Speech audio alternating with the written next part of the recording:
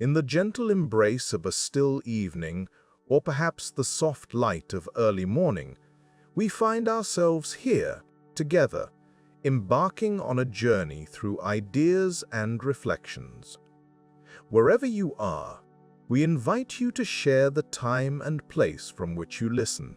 Perhaps in the comments below, there is a certain comfort in knowing that as we explore these topics, others are doing so alongside us, scattered across the globe. If you find solace, insight, or simply a pleasant companionship in this exploration, we kindly ask that you consider subscribing to our channel, The Wandering Mind. In doing so, you join a community of thoughtful listeners who seek to wander through the realms of science, philosophy, and storytelling at a pace that allows us to truly ponder the world around us. As we begin, let us consider the notion of comfort, a concept so woven into the fabric of modern life that we seldom pause to question its presence or implications. From the humble flick of a switch that ignites the glow of electric light, to the soft hum of our devices that connect us across vast distances, comfort wraps around us like a well-loved blanket.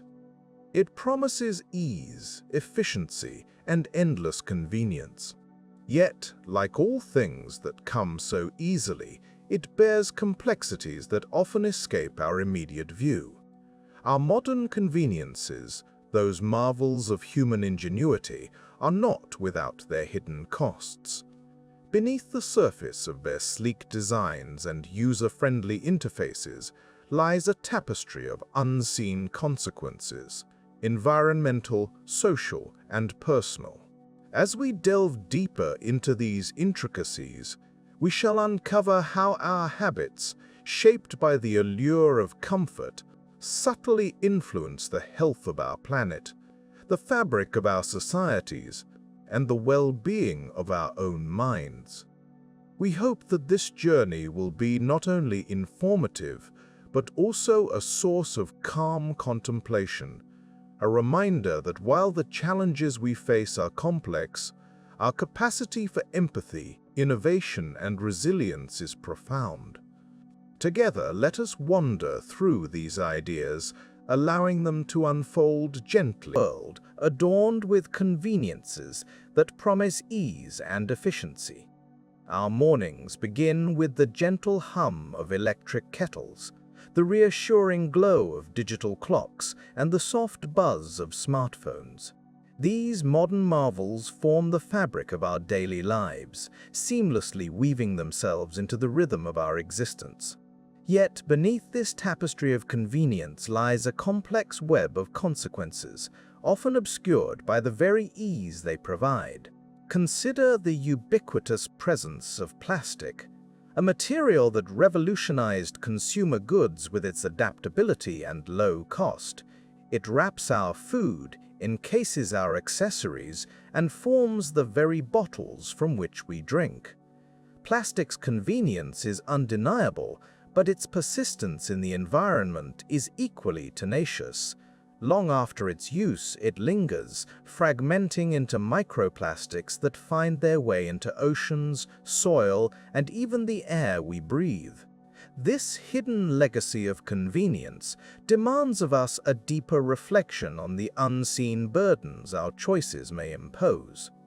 In a similar vein, the allure of fast fashion beckons with the promise of style at a fraction of the cost. High street shops brim with racks of trendy garments, their low prices encouraging frequent purchases. Yet, the real cost is borne silently by the environment and the workers in distant factories who toil under arduous conditions. The rapid cycle of production and disposal fuels a voracious appetite for resources, leading to pollution and waste that far outlast the ephemeral trends they support. Transport offers another canvas upon which the paradox of modern convenience is painted. Our cars, with their promise of freedom and speed, carve pathways through cities and countrysides alike. However, they also contribute to congestion alike. Our dependency on fossil fuels that shapes the geopolitical landscape. The ease of travel, so often taken for granted, is intertwined with a host of environmental and social challenges that ripple far beyond the road. Even within the sanctuary of our homes, digital technology, with its capacity to connect, entertain, and inform, is not without its hidden costs. The devices we cherish and the networks that sustain them require vast amounts of energy, much of which is drawn from non-renewable sources. The convenience of streaming a film or video call with a friend belies the energy-intensive infrastructure that underpins it all, contributing to a growing carbon footprint that is often invisible to the user. Moreover, the psychological impacts of these conveniences are subtle yet profound.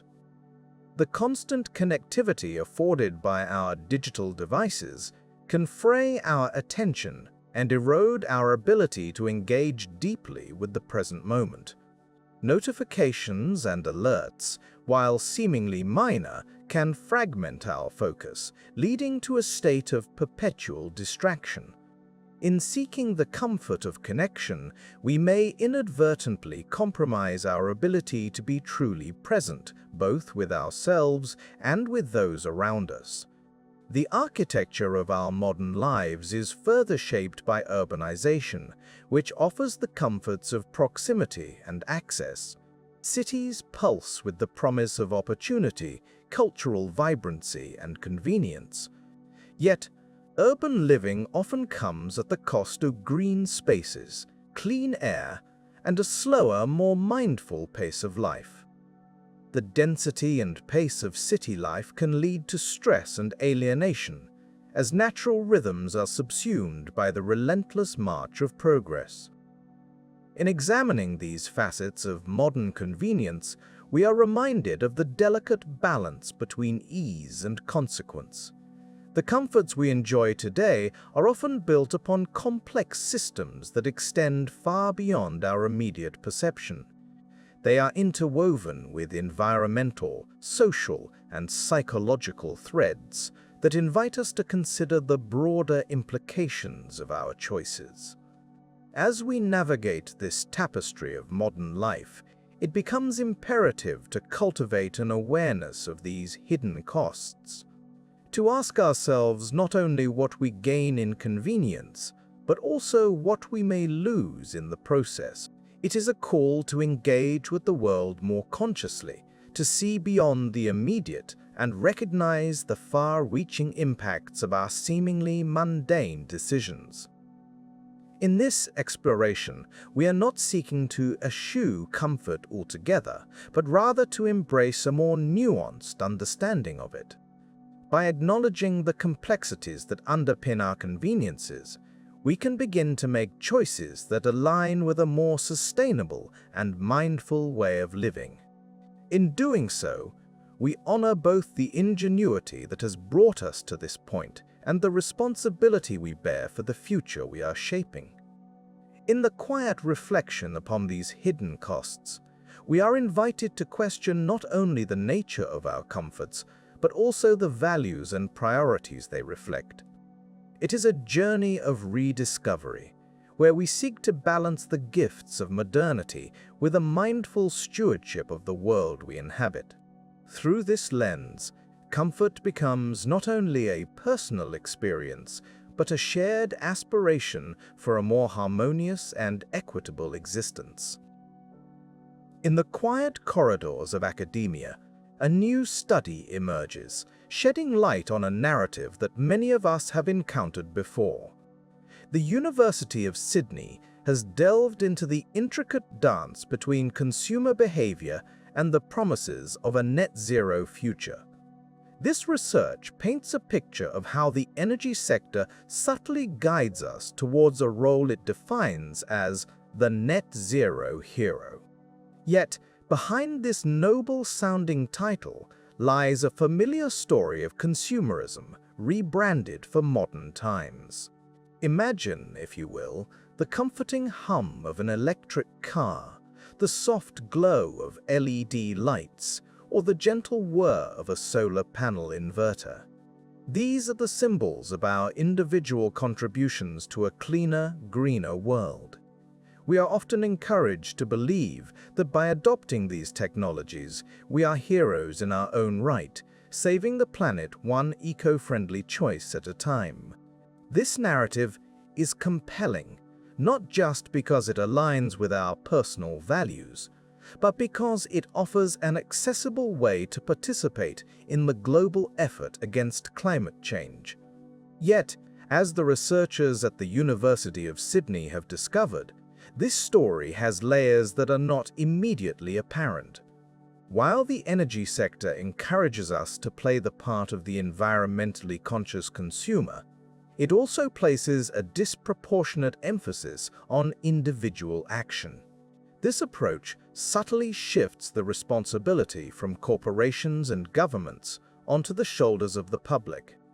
The narrative is not one of collective action, but rather of personal responsibility in a system that remains largely unchanged.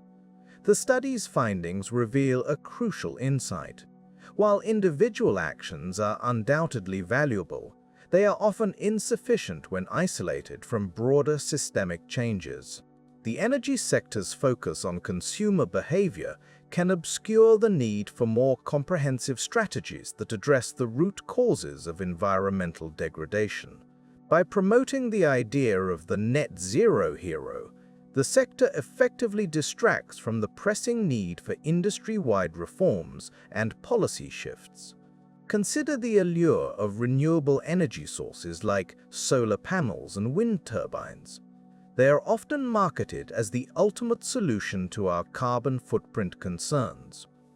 While they do represent significant advancements, the manufacturing, deployment, and maintenance of these technologies still rely on existing industrial frameworks that are not yet fully sustainable.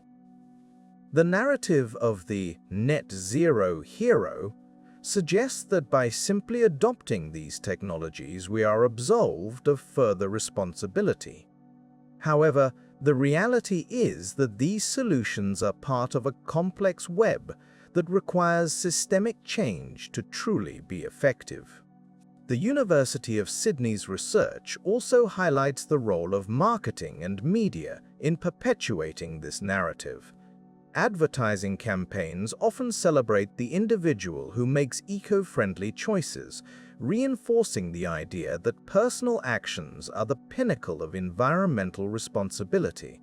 This focus can inadvertently create a sense of complacency, where the adoption of green products is seen as the end goal, rather than a step in a larger journey towards sustainability. Furthermore, this narrative can lead to a phenomenon known as the rebound effect. As consumers adopt energy-efficient technologies, they may feel justified in consuming more, under the assumption that their impact has been mitigated. This can paradoxically result in an overall increase in energy use, offsetting the benefits of the initial eco-friendly choices. The study suggests that this rebound effect is a critical consideration often overlooked in the discourse surrounding individual environmental responsibility. In examining the implications of this research, it becomes clear that a fundamental shift in perspective is required. The transition to a sustainable future cannot rely solely on individual actions, however well-intentioned they may be. Instead, it necessitates a collective effort that includes robust policy frameworks, industry accountability, and a reimagining of our economic and social systems. The narrative of the net zero hero is indeed familiar, but it need not be the only story we tell. As we reflect on the findings from the University of Sydney, we are reminded of the power of narratives to shape our understanding and actions. By broadening the focus beyond individual responsibility, we can begin to envision a future where systemic changes align with personal efforts, creating a harmonious path towards true sustainability. In this contemplation, we find not just a critique, but also an opportunity. An opportunity to redefine what it means to be a hero in the context of environmental stewardship. A hero not defined by individual choices alone, but by the courage to demand and enact change at all levels of society.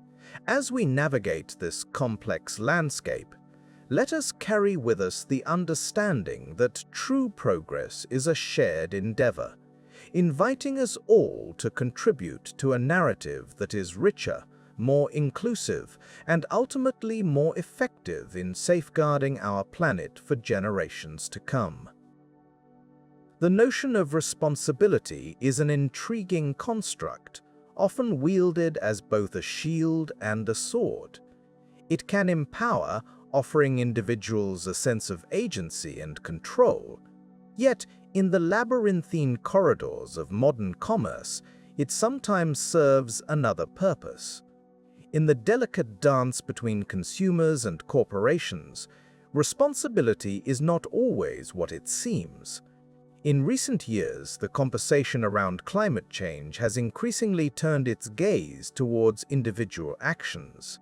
We are encouraged to recycle diligently, reduce our carbon footprints, and make sustainable choices, actions that, on the surface, appear to signify a growing collective consciousness.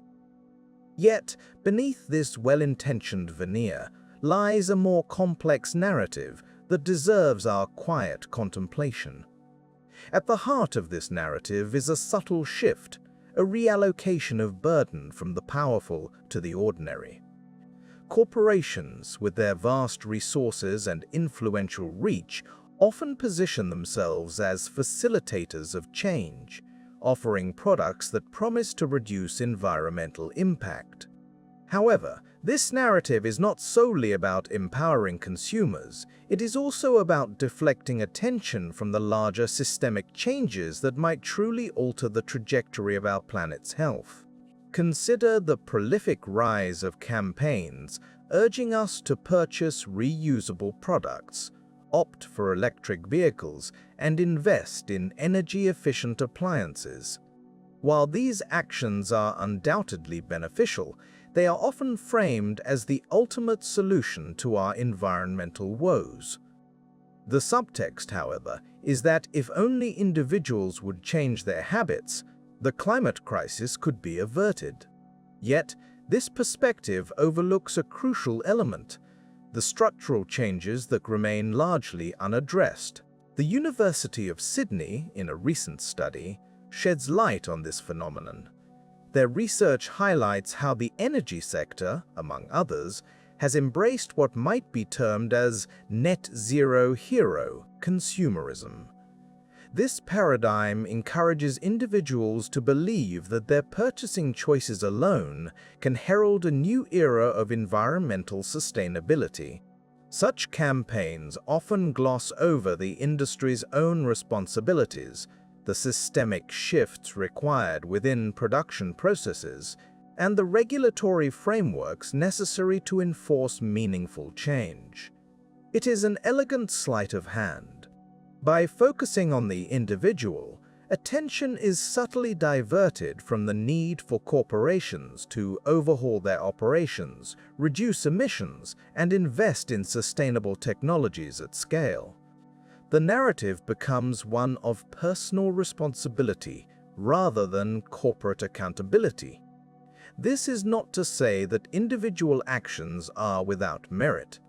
Indeed, they are a vital part of a broader tapestry of change. However, when these actions are portrayed as the primary solution, they risk creating a sense of complacency.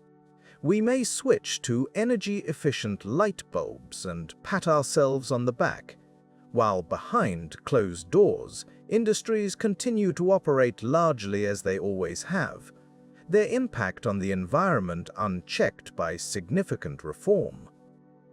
The concept of responsibility, then, becomes a tool of convenience, a means to shift the focus away from the systemic and onto the personal. It is a narrative that is both comforting and deceptive, allowing us to feel that we are doing our part, even as larger forces remain unchallenged.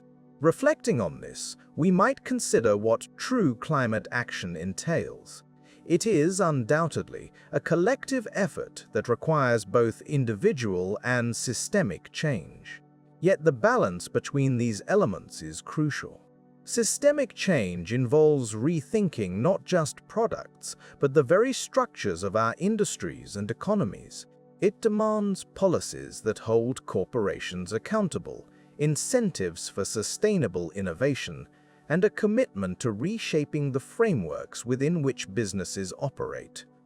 As we ponder these ideas, we are invited to view responsibility through a broader lens. It is not merely about individual choices, but about how those choices are situated within a larger context. It is about recognizing that while we play a part, our actions must be complemented by those of governments and corporations, those with the power to enact change on a scale that truly matters. In the quiet of our thoughts, we might ask ourselves, what does it mean to be responsible in a world where the stakes are so high? How do we balance personal actions with the need for systemic transformation? It is a question that invites us to look beyond the surface, to consider the hidden costs of comfort, and to envision a future where responsibility is shared, not shifted. As we continue to navigate this complex landscape, we are reminded of the power of awareness, not just as individuals, but as part of a collective. It is an awareness that calls for critical thinking, a questioning of narratives, and a commitment to seeking out and supporting the deeper changes that our world so urgently needs. Only then, perhaps, can we begin to move towards a more sustainable and equitable future, one where responsibility is not a burden, but a shared journey towards a common goal. In the quiet unfolding of our daily lives, we often find comfort in small actions. These gestures, seemingly inconsequential, carry the weight of intention. A flick of a switch, a moment of mindfulness, a choice to step lightly upon this earth. The notion that these small actions can collectively forge a path to a brighter future is both comforting and empowering. Yet, as we delve deeper into the narrative of climate action, we encounter a paradox. The expectation that these small steps alone can steer us towards significant change may be both empowering and, paradoxically, disheartening. The idea of individual responsibility in the fight against climate change has gained traction, often promoted by well-meaning campaigns and initiatives. We are encouraged to recycle, reduce our energy consumption, and make sustainable choices in our everyday lives. These actions, we are told, can cumulatively lead to a substantial impact. And indeed, they are not without merit.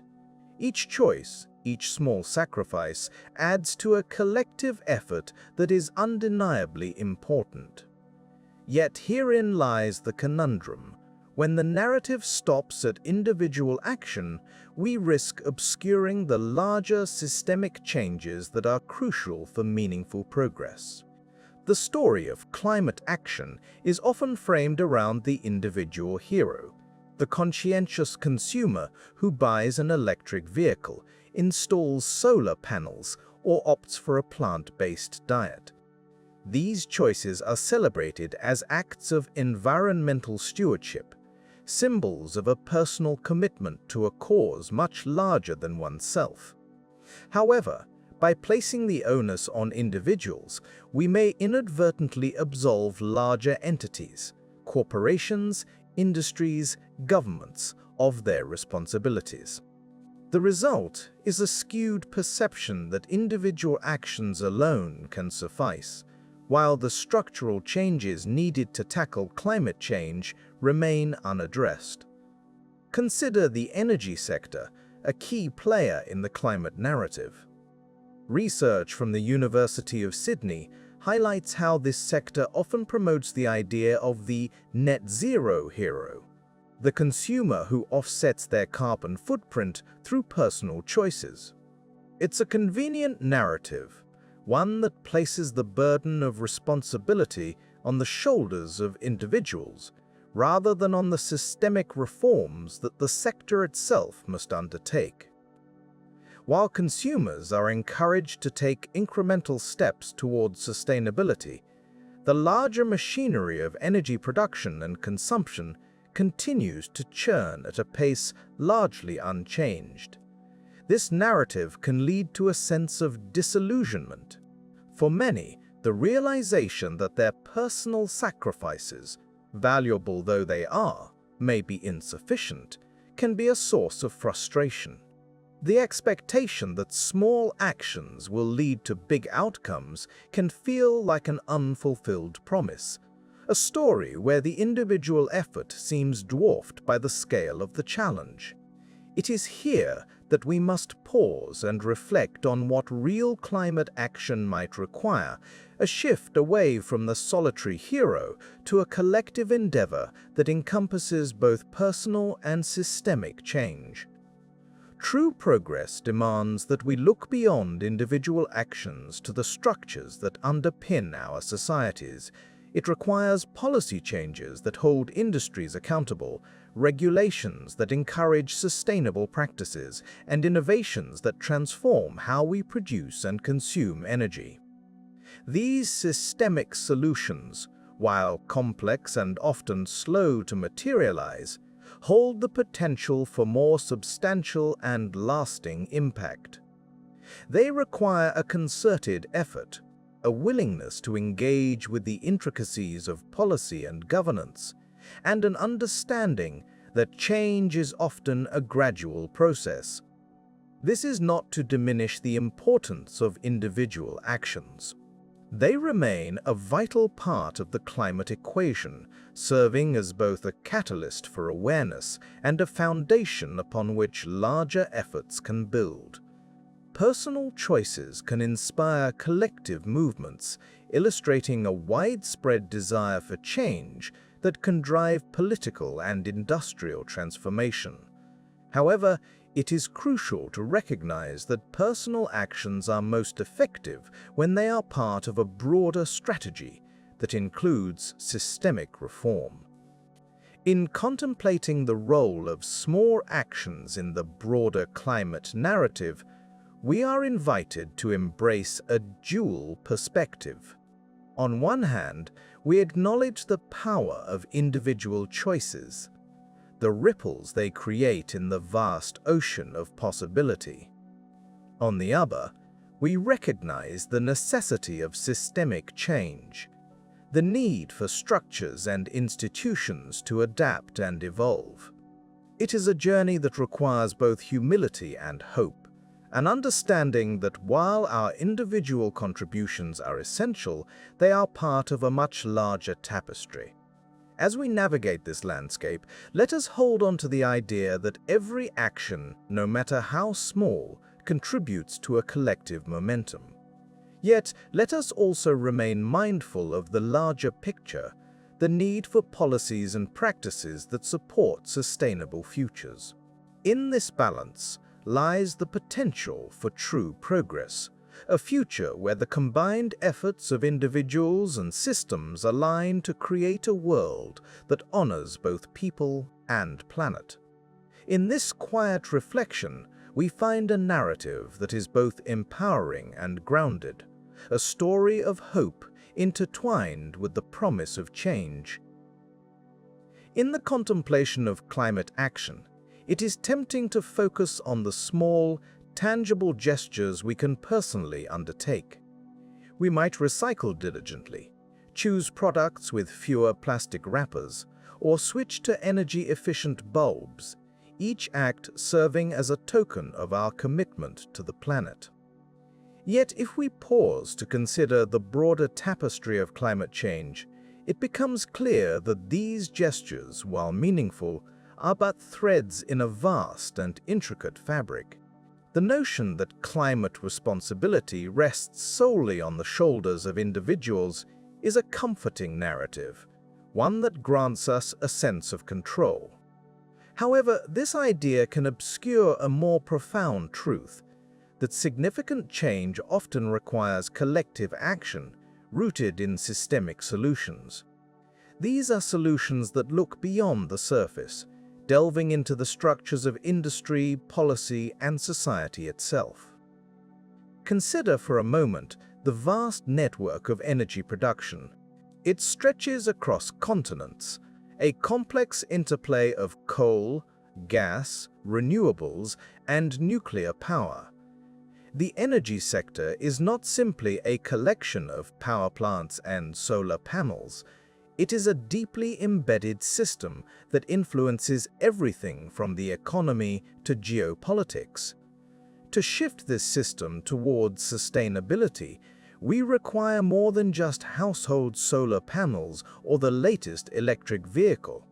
We need a reimagining of how energy is produced, distributed, and consumed, a shift that necessitates policy changes, technological innovation, and, crucially, international cooperation. The challenge of transforming our energy systems is immense, yet not insurmountable. Consider the example of Denmark, a country that has made significant strides towards renewable energy. Through a combination of government policy, public investment, and societal support, Denmark has become a leader in wind power. This transformation did not happen overnight, nor was it driven by individual action alone. It was a coordinated effort, involving stakeholders at every level of society, unified by a shared vision of sustainability. Systemic change also demands accountability from industries that have long prioritized profit over planetary health. The fossil fuel industry, for example, has known about the impacts of carbon emissions for decades, yet meaningful change has often been stymied by short-term interests and a reluctance to disrupt established practices. Encouragingly, there are signs of a shift as more companies recognize the financial and ethical imperatives of sustainable practices. However, true progress requires robust regulation and the alignment of corporate incentives with environmental goals. The role of policy in climate action cannot be overstated.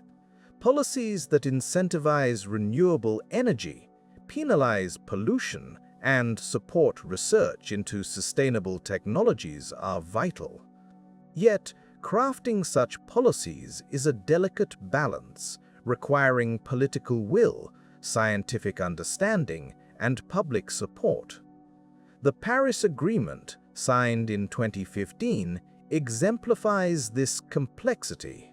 It represents a global commitment to limit temperature rises, yet its success depends on the willingness and ability of nations to implement its goals.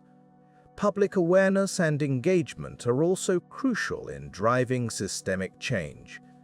When communities come together, they can advocate for policies and practices that reflect their values. Grassroots movements have the power to influence political agendas, as seen in the rise of climate activism led by figures like Greta Thunberg. These movements remind us that while systemic change is essential, it is often sparked by the passion and persistence of individuals. It is important to recognize that systemic solutions extend beyond energy or policy. They encompass the way we design our cities, the food systems we rely on, and the transportation networks we use.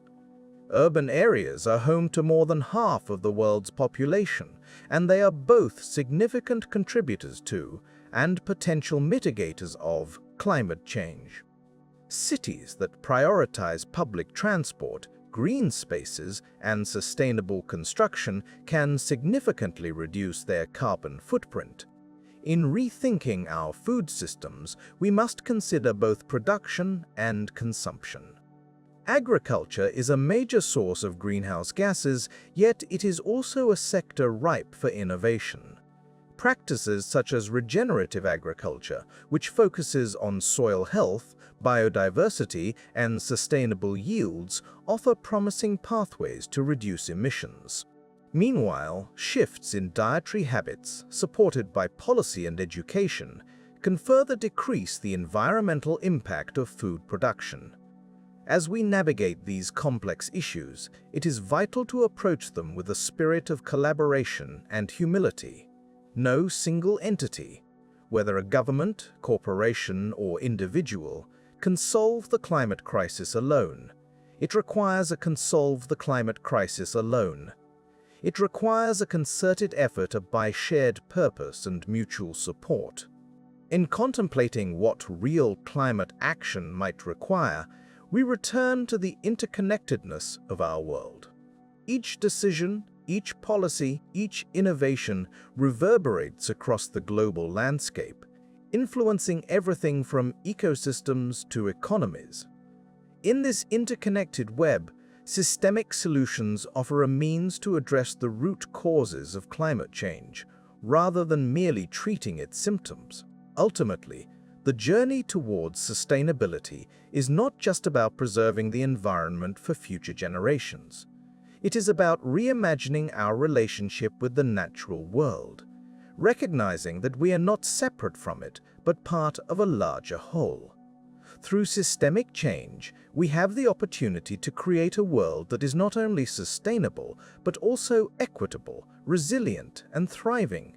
A world where both people and planet can flourish together. In the gentle hum of our modern world, convenience sings a sweet lullaby. It whispers promises of ease and efficiency, wrapping us in the comforting illusion that we are doing our part for the planet. Yet, beneath this harmonious facade lies a more complex melody, one that cautions against the complacency that such conveniences might breed. Here, in the nuanced interplay of choices and consequences, we find a story worth exploring. Take, for example, the electric car. It glides silently through the streets, a symbol of technological advancement and environmental consciousness. We are encouraged to believe that by choosing such vehicles, we are steering towards a sustainable future.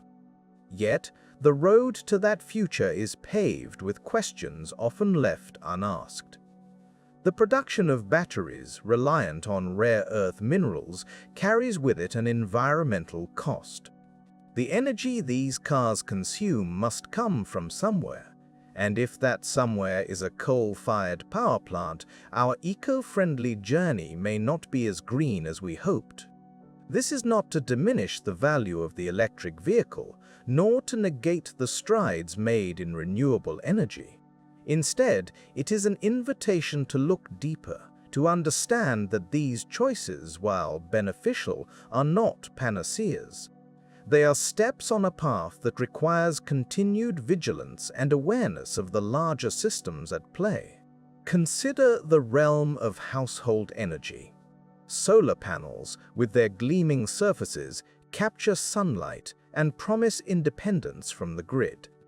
They are hailed as a cornerstone of green living, reducing our reliance on fossil fuels and lowering our carbon footprint. Yet, the production and disposal of these panels also involve complex processes that can have environmental impacts. The metals and chemicals used in manufacturing must be ethically sourced and responsibly managed. Therein lies the crux of our dilemma, the tendency to equate green choices with absolute goodness, to see them as endpoints rather than part of a larger narrative. This binary thinking simplifies a world that is inherently complex and interconnected. When we focus solely on the immediate benefits of a choice, we risk overlooking the broader consequences. Our daily decisions are part of a vast web that spans continents and generations. The convenience of single-use plastics, for instance, belies the enduring harm they inflict upon oceans and wildlife. The allure of fast fashion, with its promise of affordability and style, obscures the environmental degradation and human cost woven into its fabric. Each choice, seemingly small, contributes to patterns that shape our world in profound ways. In our pursuit of convenience, we must be mindful not to let it become a veil that obscures our responsibility. It is easy to feel virtuous when selecting products branded as eco-friendly, but these gestures, while meaningful, are not substitutes for systemic change. True progress demands that we look beyond the surface, that we question the narratives we are sold, and consider the implications of our actions in their entirety. This reflective approach calls for a balance between individual responsibility and collective action. It recognizes that while our personal choices matter, they are part of a larger framework that requires reform. Policy, industry practices, and cultural attitudes must evolve alongside consumer habits. We cannot afford to become complacent, imagining that our individual actions alone will suffice in addressing global challenges.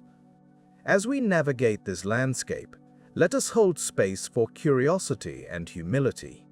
Let us acknowledge the complexities of our world and the intricate dance between comfort and consequence. In doing so, we may find a path forward that honors both our immediate needs and our long-term aspirations for a sustainable, equitable future. This is not a call to abandon modern conveniences, but rather to engage with them thoughtfully, to ask questions, to seek understanding, and to strive for harmony between our actions and their impact.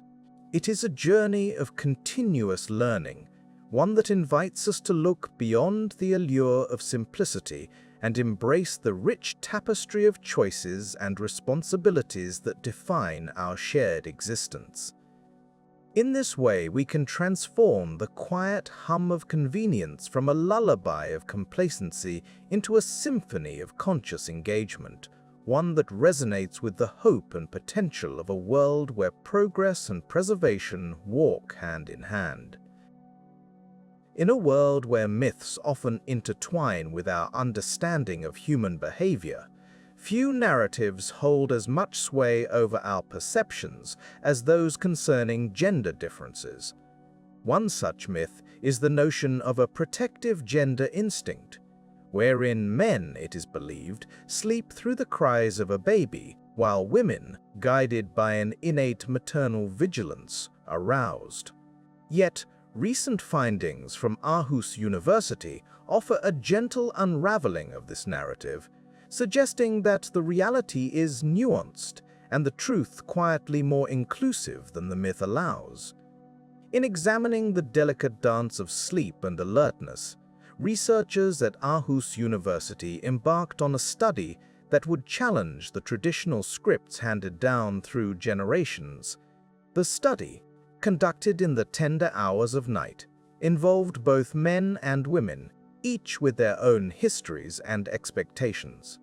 The participants were observed in environments designed to mimic the domestic space, a familiar realm where many gendered assumptions about caregiving are forged. What emerged from these nocturnal observations was a narrative not of stark contrasts, but of shared human experience. The findings were clear. Men do not invariably slumber through the cries of a child more than women do. This result, while surprising to some, aligns with a broader understanding of sleep as a complex and individual experience influenced by a myriad of factors beyond gender alone. It challenges the reductionist view that biology alone dictates our responses to the world around us, and invites us to consider the role of socialization, expectation, and personal circumstance. Why then, if the evidence points elsewhere, do we cling to these stories of instinctual behavior? The answer might lie in our penchant for narratives that simplify the complexities of human nature. The tale of the protective mother and the oblivious father offers a neat division of roles, one that fits comfortably within the framework of traditional gender roles. It promises predictability in the unpredictable landscape of parenting, serving as a guidepost for behavior and expectation. Yet, as with many cultural myths, it leaves little room for the rich tapestry of human experience that defies simple categorization. This myth, pervasive as it is, also reflects a broader tendency in society to attribute differences in behavior to inherent biological traits, rather than acknowledging the influence of cultural and social factors. It speaks to a world that often seeks to understand human behavior in binary terms, male and female, active and passive, protector and protected. Yet, the reality, much like our understanding of sleep, is far more intricate and personal. Understanding sleep itself is crucial to appreciating the nuances that the Ahu's study highlights. Sleep, far from being a mere period of inactivity, is a dynamic state of consciousness that involves intricate processes of the brain and body. It is influenced by factors such as stress, environment, and individual health, which can vary significantly from person to person. In this light, the notion of a universal gendered instinct becomes not only outdated, but also an oversimplification of the intricate workings of the human mind. The implications of these findings extend beyond the bedroom, touching on broader societal norms and expectations. By challenging the myth of the protective gender instinct, we are invited to reconsider the roles traditionally assigned within the domestic sphere. Such reconsideration has the potential to foster a more equitable distribution of responsibilities and to acknowledge the diverse capabilities of all individuals, regardless of gender. It encourages a shift from a focus on presumed biological determinism to a celebration of shared human adaptability and resilience. Moreover, this research invites us to reflect on the narratives we perpetuate and the impact they have on our lives. Stories, after all, are powerful shapers of reality. They influence how we see ourselves and others, dictating what is expected and accepted. In recognizing the limitations of the myth of the protective gender instinct, we also open the door to narratives that are more inclusive and reflective of the true diversity of human experience. The quiet truth revealed by the Ahu's study is that both men and women possess the capacity for attentiveness and care, guided not solely by instinct, but by love, choice, and circumstance. It is a reminder that in the realm of human behavior, simplicity is often an illusion, and the richness of our experiences defies easy categorization. In moving beyond myths, we find that reality, with all its complexities and contradictions, offers a tapestry far more vibrant and inclusive. As we ponder these findings, we are encouraged to listen more closely to the diverse stories that make up the human experience, allowing ourselves to be guided by understanding rather than assumption, and by empathy rather than expectation. In doing so, we honor the depth of our shared humanity, recognizing that in the gentle night, as in life, we are all both watchers and dreamers, awakeners and sleepers. In the quiet corridors of our collective history, stories have always been more than mere entertainment. They are the threads that bind us, the frames through which we interpret our world and our place within it. Through tales told by the fireside or shared over a cup of tea, we learn what is valued, what is feared, and what is expected. These narratives, often gendered and steeped in tradition, have shaped societal roles and expectations. Yet, as we reflect upon them, we must ask, how have these stories influenced our understanding of what it means to be men and women, and how do they stand up to the scrutiny of modern science? Consider, for instance, the frequently recounted myth that men possess a protective instinct, a notion often romanticized in literature and cinema. This narrative suggests that men, by some evolutionary design, are the vigilant guardians of the family, ever alert to danger. Yet, recent findings from Aarhus University challenge this notion, revealing that men do not consistently sleep through the cries of a baby more than women. This discovery gently unravels the threads of an old story, prompting us to reconsider the assumptions we have long accepted.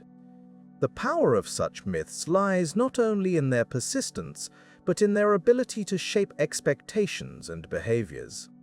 They offer a script that many feel compelled to follow, whether consciously or not. The idea of men as protectors and women as nurturers has influenced everything from career choices to domestic responsibilities.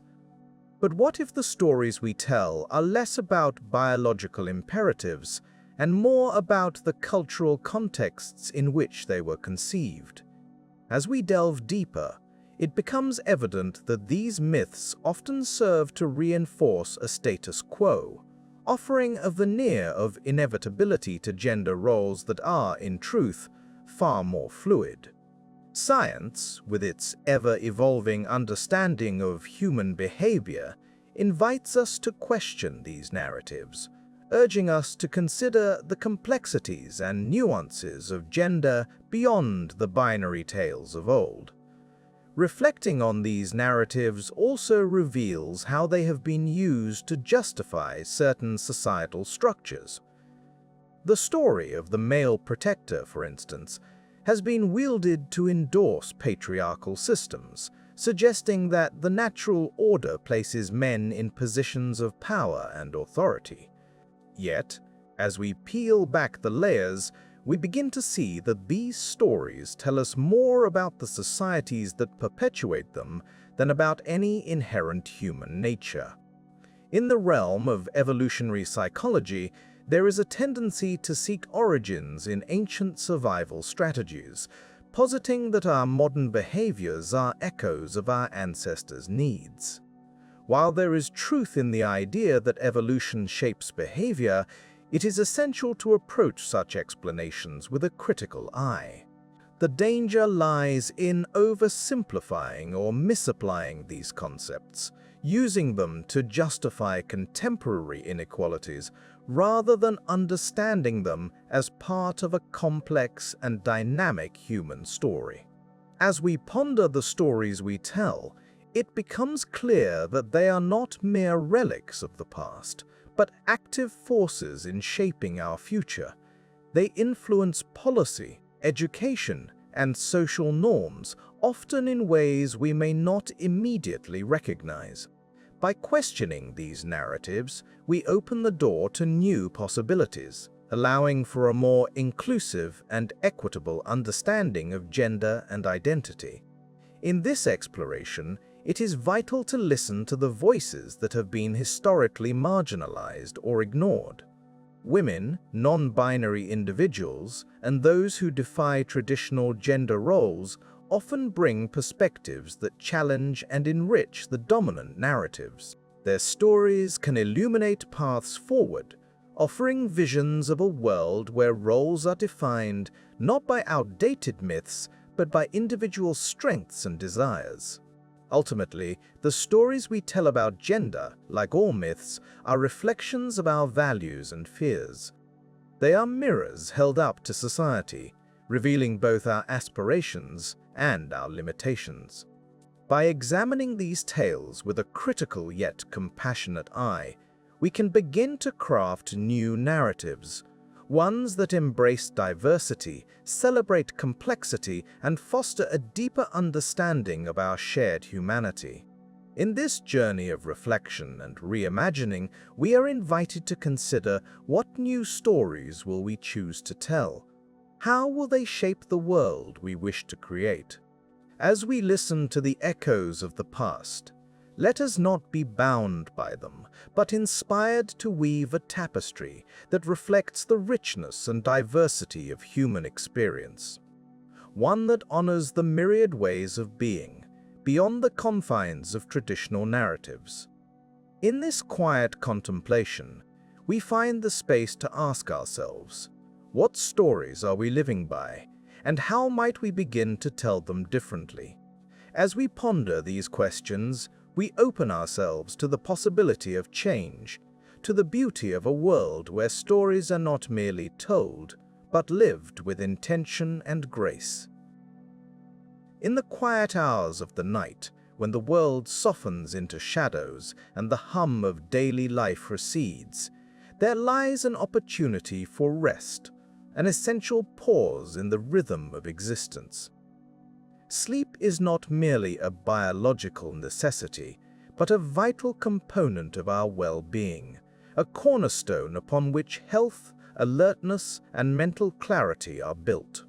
Yet, paradoxically, in our modern world, rest is often relegated to the periphery of priorities, overshadowed by the relentless pace of contemporary demands. Our societies have, in many ways, become architects of sleeplessness. We construct our lives around the clock, tethered to the digital devices that promise connection but often deliver distraction. The glow of screens extends our days, blurring the boundaries between work and leisure, day and night. The allure of constant connectivity is hard to resist, yet it comes at a cost, a fraying of the threads that weave together our capacity for restfulness.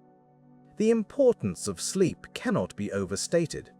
It is during these quiet hours that our bodies perform essential maintenance, repairing tissues, consolidating memories, and regulating hormones. The restorative powers of sleep are profound, affecting everything from mood and cognitive function to immune response and metabolic health. And yet, the pressures of modern life can make these restorative hours elusive.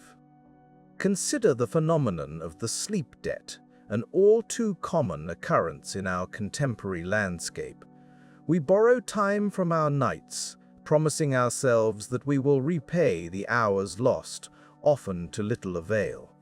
This deficit accumulates, impacting our ability to focus, to be present, and to engage fully with the world around us. Chronic sleep deprivation has been linked to a host of ailments, including impaired cognitive function, increased stress levels, and a heightened risk of chronic conditions such as heart disease and diabetes.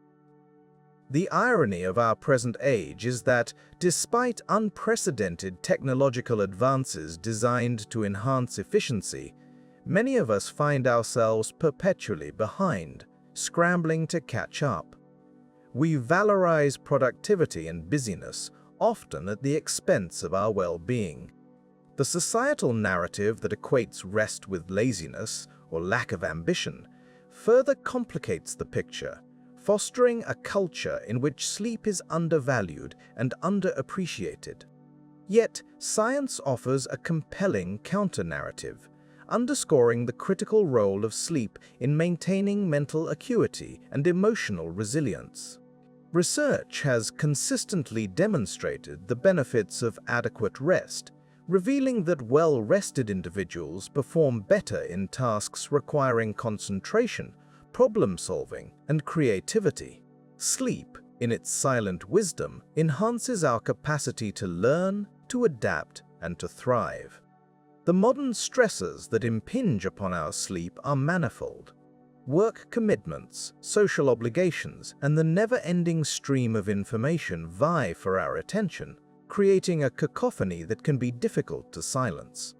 The societal expectation to be perpetually on, to respond to emails at all hours, to engage with social media incessantly, contributes to a sense of restlessness that permeates our waking lives and seeps into our nights. Moreover, the physical environment in which we attempt to rest can also play a significant role. Urban living, with its omnipresent noise and artificial light, can disrupt natural sleep patterns, making it harder to achieve the deep, restorative sleep that our bodies crave. The interplay between external factors and internal stressors creates a perfect storm that can leave us adrift, struggling to find the restorative calm of a good night's sleep. We must also consider the societal and cultural dimensions of rest. In many cultures, sleep is seen not merely as a private need, but as a communal value, with communal rest practices and shared routines that reinforce the importance of balance. Yet, in highly individualistic societies, these communal ties can be weakened, leaving individuals to navigate their rest needs in isolation. As we reflect on these fraying threads, it becomes clear that addressing the sleep crisis of our times requires more than individual efforts. It calls for a collective reimagining of what it means to live a balanced life. Policies that promote work-life balance, cultural narratives that celebrate the value of rest, and environments that support healthy sleep habits are all part of the solution. We are reminded, too, of the simple but profound power of small changes, the dimming of lights in the evening, the establishment of regular sleep routines, the conscious decision to unplug and unwind. These practices, though modest, can create ripples of change, fostering an environment in which rest is not an afterthought, but a cherished component of our lives. Ultimately, the pursuit of sleep is a pursuit of well-being. It is an acknowledgement of our intrinsic need for restoration and reflection. In honoring this need, we honor ourselves, granting the space for presence, for growth, and for the quiet unfolding of a life lived with intention and awareness. As we navigate the complexities of modern life, may we find the courage to pause, to breathe, and to embrace the restful solace that sleep provides. In the soft glow of an evening, when the world outside begins to quieten and the hum of daily life fades, a different kind of noise often fills our minds. It's a noise not of sound, but of expectation. Societal, professional, personal. Like a gentle but persistent tide, these expectations shape our days, our actions, and ultimately our sense of well-being. They are the quiet architects of our stress, often working unseen and unchallenged. Consider for a moment the typical rhythm of a modern day. We are encouraged to be productive from dawn until dusk, to fill our calendars with commitments, to embrace the hustle. This lifestyle, so often celebrated, is also a double-edged sword. While it promises achievement and success, it demands a pace that can be relentless, leaving little room for rest or reflection. The result is a quiet erosion of our well-being, a fraying of the threads that hold together our peace of mind. The concept of stress itself is not new. For centuries, humans have faced challenges that demanded resilience and adaptation. However, the nature of stress has evolved with society. In the past, stress might have been a response to immediate physical threats, the proverbial saber-toothed tiger. But today, it is more insidious, woven into the fabric of our everyday lives. It is the expectation to respond immediately to emails, to remain ever-present on social media, to continuously optimize and self-improve. These are not life-or-death scenarios, yet they trigger similar physiological responses, keeping our bodies on perpetual alert. This constant state of vigilance is exhausting. It taxes our nervous systems and deprives us of the rest we need to recharge. It is here that the quiet erosion of well-being begins. Chronic stress can lead to a host of health issues, from insomnia to anxiety, from heart disease to depression.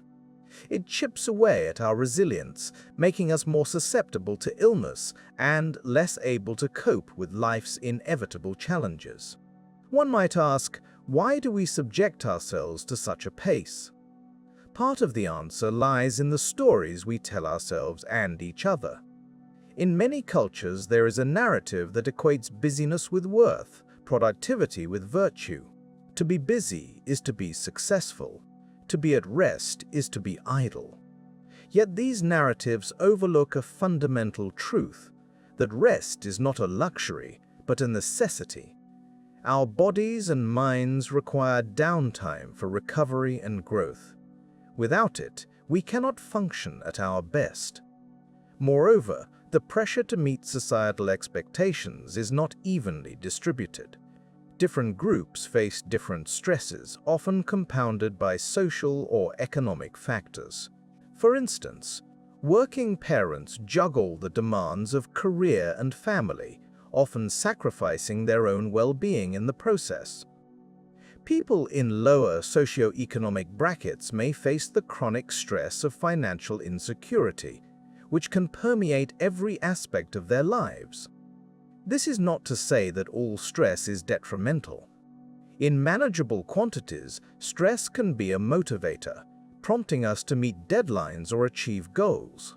However, when it becomes chronic, when it far exceeds our capacity to cope, it becomes harmful. The problem lies in the imbalance. In a world that prioritizes productivity over well-being, that rewards output over rest.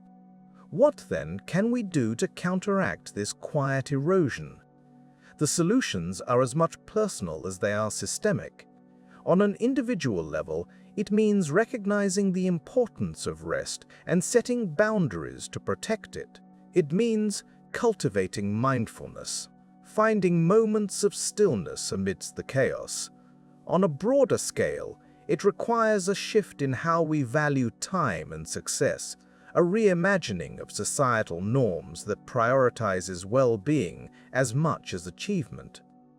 The journey towards well-being is not a linear path, nor is it one-size-fits-all. It is a deeply personal endeavor, influenced by individual circumstances and needs. But it is also a collective one, requiring a cultural shift in how we perceive and respond to stress. By acknowledging the hidden costs of our modern lifestyles, and by embracing the necessity of rest and reflection, we can begin to mend the frayed threads of our well-being. As the evening deepens and the world settles into a quieter rhythm, let us take a moment to reflect on the expectations we carry and the toll they take.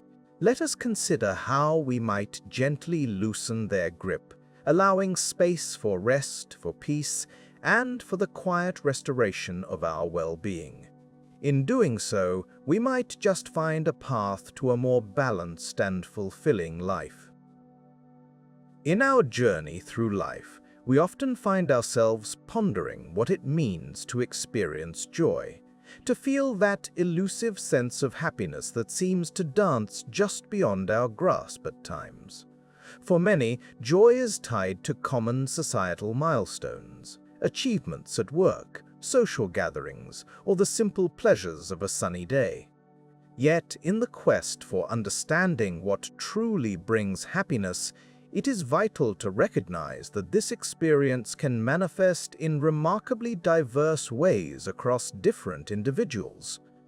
This is particularly evident when we consider the autistic community, whose experiences of joy may differ from conventional expectations. Recent studies have shed light on the unique sources of happiness for autistic individuals, revealing a world of joy that often thrives in the deep focus of passionate interests.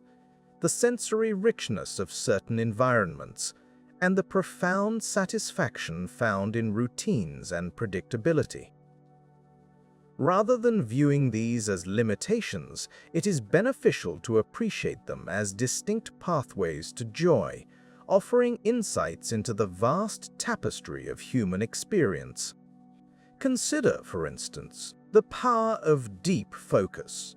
For many autistic individuals, the act of immersing themselves in a subject of interest can be a source of immense joy.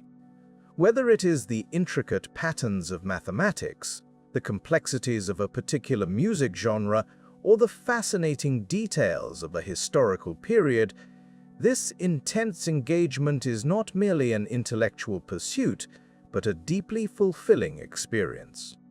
This form of joy, rooted in concentration and expertise, challenges the often superficial understanding of happiness as merely social or recreational.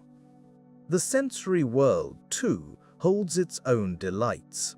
Autistic individuals frequently report experiencing heightened sensory awareness, where certain textures, sounds, or colors bring a unique pleasure that others might overlook.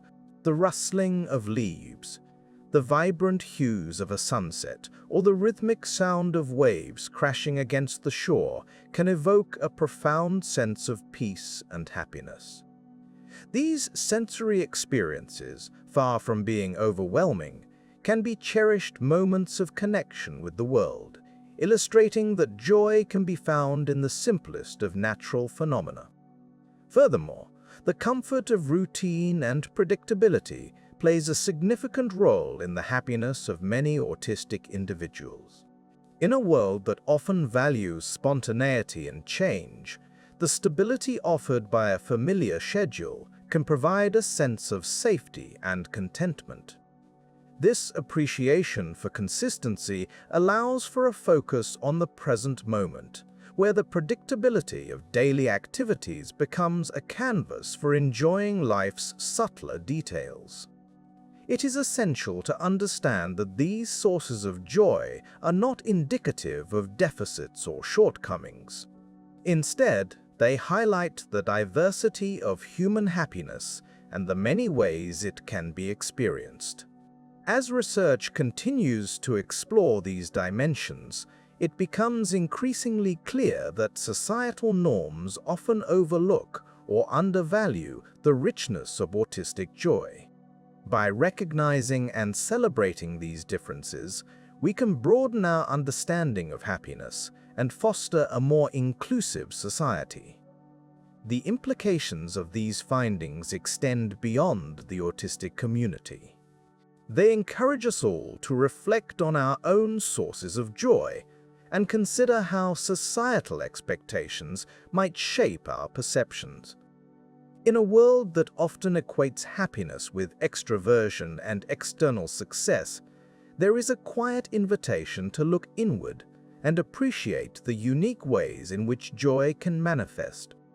Through this exploration, we gain a deeper respect for the myriad paths to happiness.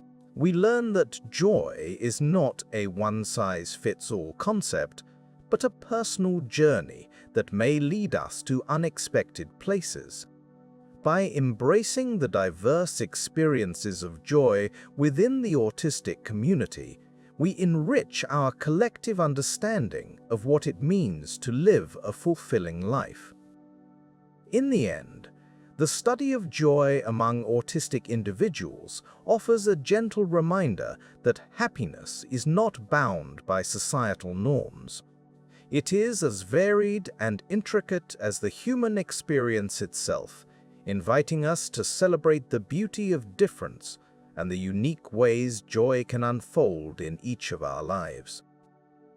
As we continue to explore and understand these dimensions, we move closer to a world where all forms of joy are recognized, valued, and cherished. In the gentle ebb and flow of our daily lives, there's a rhythm to which we often march, one dictated by unspoken norms and expectations. Yet, Beneath this surface lies a tapestry of diverse minds, each with its unique tempo. As we venture into the world of neurodiversity, we find ourselves in a landscape rich with potential, often hidden behind the veil of societal biases that favor conformity over difference. Imagine, if you will, a world where every mind is a landscape, each with its unique terrain. In the valleys and peaks of neurodivergent minds, we find a beauty and complexity that defy simple categorization.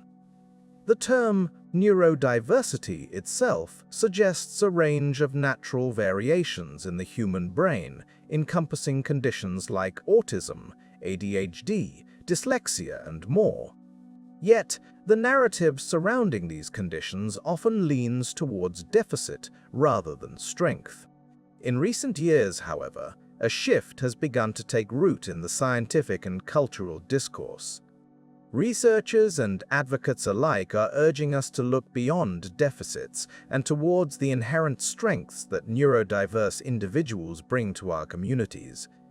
This shift encourages us to appreciate the unique ways in which neurodiverse individuals perceive, interact with, and contribute to the world. Consider, for instance, the realm of attention and focus. While society may view the intense focus often exhibited by autistic individuals as a challenge, it can also be a profound strength. This deep immersion in specific interests can lead to remarkable expertise and passion in fields ranging from the arts to the sciences. Autistic individuals have contributed significantly to various disciplines, offering insights and perspectives that might otherwise remain unexplored. The story of Temple Grandin, an autistic professor of animal science, exemplifies this potential. Her ability to think in pictures allowed her to revolutionize livestock handling, creating systems that reduce stress for animals.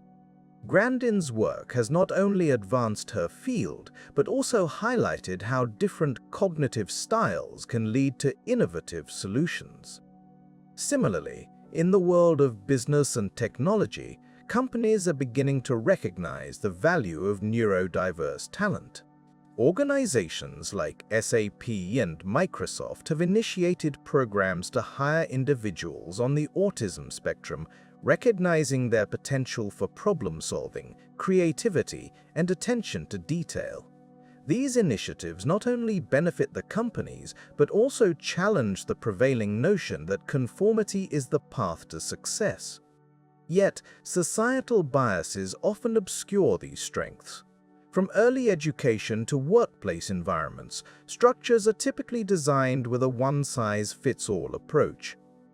This can marginalize those whose minds work differently, forcing them to adapt to environments that do not cater to their needs or strengths. The prevailing cultural narrative often labels neurodiversity as a hurdle to be overcome, rather than a variation to be embraced. To truly appreciate the richness of neurodiverse strengths, we must shift our perspective. This requires a conscious effort to create inclusive environments that honor different ways of thinking and being. It means designing educational systems that accommodate various learning styles, workplaces that value diverse problem-solving approaches, and communities that celebrate rather than stigmatize difference. The journey towards embracing neurodiversity is not solely about recognizing strengths. It is also about challenging assumptions. The narrative of deficits often arises from a lack of understanding or fear of the unfamiliar. By fostering a culture of curiosity and acceptance, we can begin to dismantle these biases and create a society that values all its members. Consider the words of Judy Singer, the sociologist who coined the term neurodiversity. She described it as a civil rights movement for those with different cognitive styles, advocating for a recognition of their rights and contributions. Singer's vision challenges us to imagine a world where diversity of thought is celebrated in the same way as diversity of culture or language. In this vision, the strengths of neurodiverse individuals are not merely tolerated, but actively sought after and cherished. This requires a systemic shift, one that moves beyond token gestures towards meaningful inclusion. It calls for policies and practices that recognize the value of different cognitive styles, ensuring that neurodiverse voices are not only heard, but also integral to the fabric of our communities. As we reflect on the journey towards embracing neurodiversity, it becomes clear that this is not merely an endeavor of inclusion, but one of enrichment. By valuing the diverse strengths of neurodiverse individuals, we enrich our collective experience, opening ourselves to new ideas, perspectives, and ways of being. In doing so, we honor the full spectrum of human potential, recognizing that the true strength of humanity lies in its diversity. Thus, as we continue to explore the landscape of neurodiversity, let us do so with open minds and hearts. Let us challenge the biases that obscure the strengths of different minds and embrace the beauty of diversity in all its forms.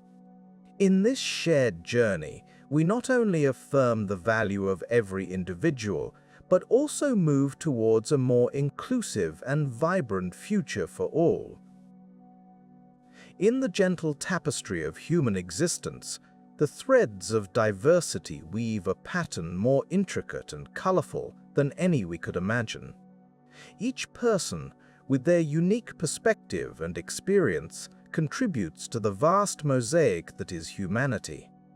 We are all part of a great interconnected web, and in recognizing the richness of our diversity, we find a quiet celebration of difference. Throughout history, societies have often gravitated towards conformity, valuing uniformity over individuality. Yet, when we pause to consider the beauty of the varied human mind, we begin to see that it is precisely these differences that enrich our collective experience.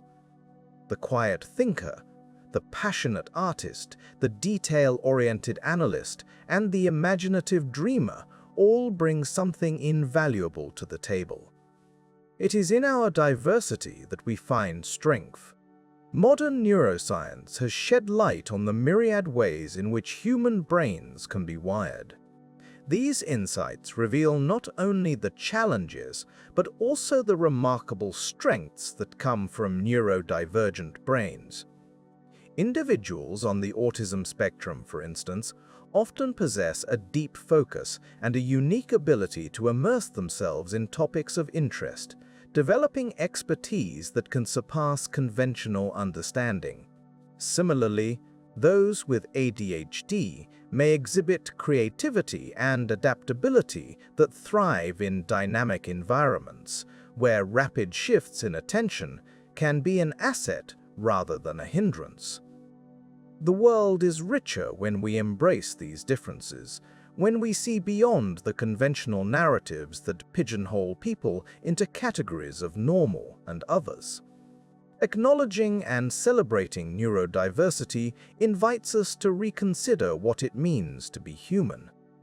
It challenges us to expand our definition of success, to appreciate the varied ways people express joy, cope with challenges, and contribute to society. Consider the notion of joy itself. For many neurodivergent individuals, joy can be found in places that others might overlook. The sensory experience of a particular texture, the rhythmic flow of numbers, or the intricate details of a complex problem can all be sources of profound happiness. When we open our minds to these alternative joys, we allow ourselves to see the world through new lenses, to appreciate the myriad ways in which life can be savored. In a world that often prioritizes efficiency and uniformity, it is crucial to create spaces where all kinds of minds can flourish. This means rethinking our educational systems, workplaces, and social norms to accommodate a broader range of needs and strengths. It means designing environments that are inclusive and adaptable, where everyone has the opportunity to contribute in ways that are meaningful to them. The beauty of diversity is not just in the individual threads, but in the way they come together. Collaboration between different types of thinkers can lead to innovations that would be impossible in isolation. It is the combination of diverse perspectives that drives creativity and problem-solving, leading to breakthroughs in science, art, and culture. By embracing difference, we unlock the potential for greater understanding and progress. Yet, this celebration of diversity is not without its challenges. It requires a conscious effort to move beyond preconceived notions and to actively listen to those whose experiences differ from our own. It calls for empathy, patience, and a willingness to learn. In doing so, we not only honor the individuality of others, but also enrich our own lives with new insights and perspectives. The quiet celebration of difference is, at its core, an acknowledgement of the complexity and beauty of the human condition. It is a reminder that our differences are not obstacles to be overcome, but gifts to be cherished. By fostering a culture that values and respects diversity, we create a world where everyone can thrive, where each person's unique contributions are recognized and appreciated. As we navigate the complexities of modern life, let us carry with us the knowledge that diversity is a source of strength, not division. Let us celebrate the myriad ways in which people experience and interpret the world, and in doing so, create a society that is not only more inclusive, but also more vibrant and resilient. For in the quiet celebration of difference, we find a profound connection to the shared humanity that binds us all. In the intricate tapestry of human society, diversity is the vibrant thread that adds depth, texture, and color to our collective existence. Yet, throughout history, there has been a persistent tendency to favor conformity over diversity, to smooth out the rough edges of individuality in pursuit of a perceived societal harmony. While such uniformity might promise simplicity and order, it comes at a significant cost, a cost not always immediately visible, but profoundly felt in the realms of culture and creativity. Imagine, if you will, a world painted in only shades of gray. Each hue, indistinct from the next, offers no contrast, no distinctiveness, no vibrancy. This monochrome vision is akin to a society that prioritizes conformity over diversity. In such a world, the rich spectrum of human experience and expression is dulled, leaving behind a cultural landscape that is flat and uninspiring. Yet, the pursuit of conformity often stems from a well-intentioned desire for cohesion and unity, an attempt to create a society where everyone feels they belong. However, in doing so, we risk overlooking the unique contributions that each individual, with their distinct perspectives and abilities, can bring to the table. Consider the realm of art, where diversity of thought and experience fuels creativity.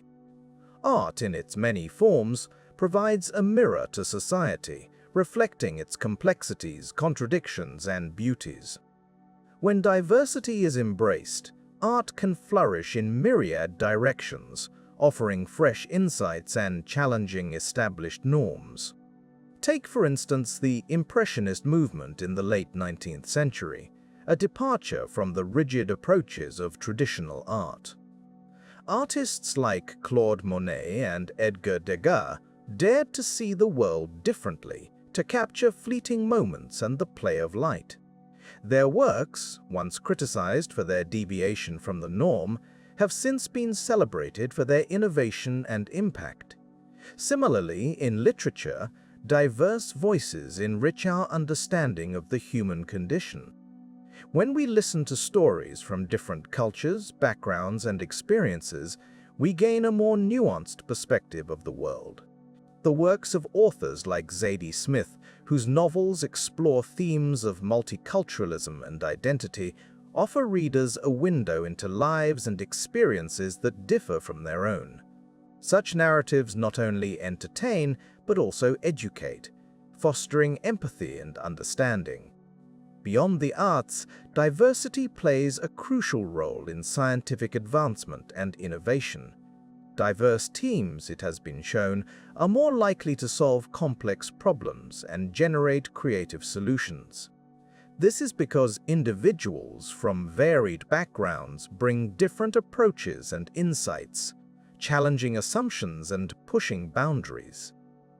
The history of science is replete with examples of how diverse perspectives have led to breakthroughs, from the collaborative efforts of scientists at the CERN Collider to the innovative solutions emerging from interdisciplinary fields today. However, when society suppresses diversity, it risks stagnation. Conformity, by its nature, discourages deviation from the norm, often dismissing those who think or behave differently as outliers. This suppression can manifest in subtle ways, through societal expectations, educational systems, or workplace norms that reward uniformity over originality. The result is a narrowing of the intellectual and creative space within which individuals can operate, leading to a loss of potential innovation and progress. Moreover, the suppression of diversity has profound implications for social equity and justice.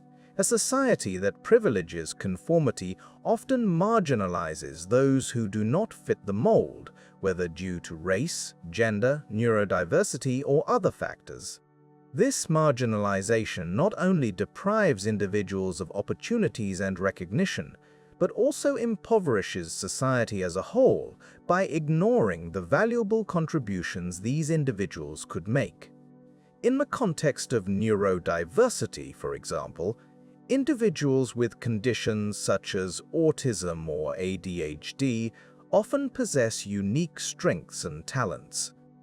Yet, because these strengths do not always fit within conventional frameworks, they are frequently overlooked or undervalued. When society fails to recognize and accommodate diverse ways of thinking and experiencing the world, it misses out on the richness that such diversity can offer. Reflecting on the broader cultural implications, we must ask ourselves what is lost when we suppress diversity. Is it the potential for unexpected brilliance, the emergence of new artistic movements, or the groundbreaking discoveries that can change the course of history? Perhaps it is the simple but profound loss of understanding and empathy, qualities that are essential for a harmonious society. As we ponder these questions, it becomes clear that embracing diversity is not merely a moral imperative, but a practical one. A society that values and nurtures diversity is more resilient, adaptable, and innovative. It is a society that recognizes the interconnectedness of its members and the importance of each thread in the tapestry. Thus, as we navigate the complexities of modern life, let us strive to create spaces where diverse voices are heard and celebrated.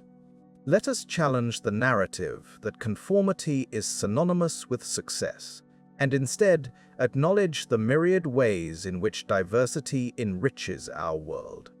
Only by doing so can we ensure that we build a future that is not only equitable, but also vibrant and full of possibility.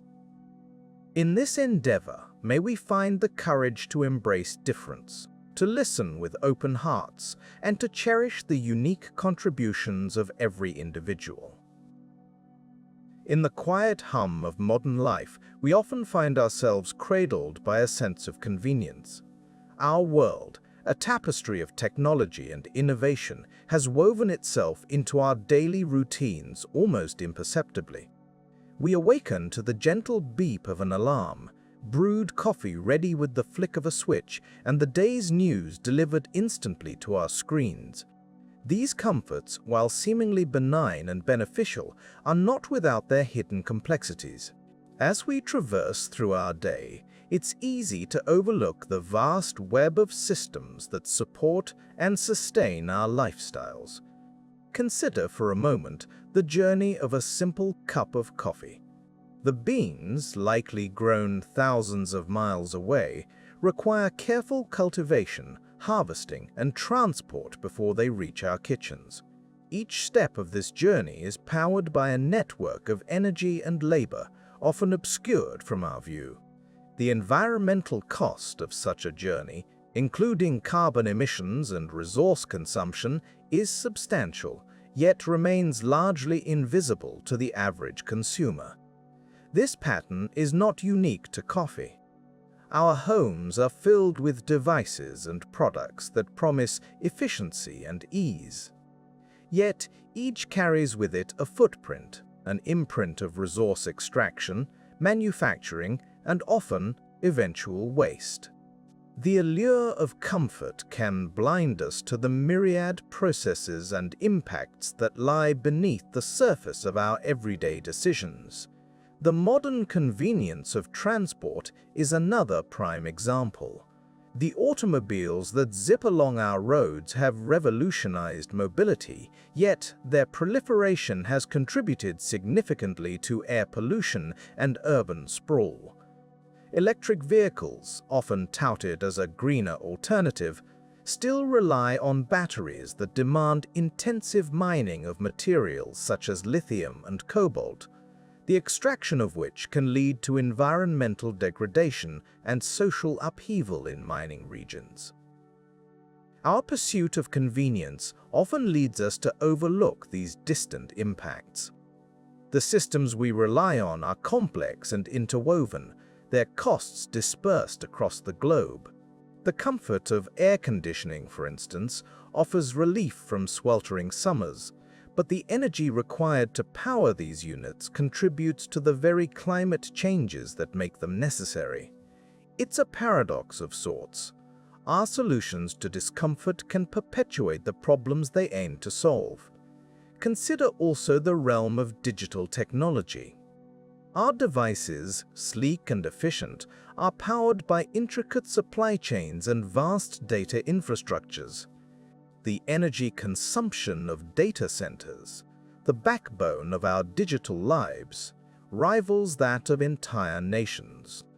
As we stream videos, send emails, or store photos in the cloud, we engage with systems that are both energy-intensive and largely hidden from view. The environmental toll of our digital habits, though often dismissed as negligible, is significant and growing.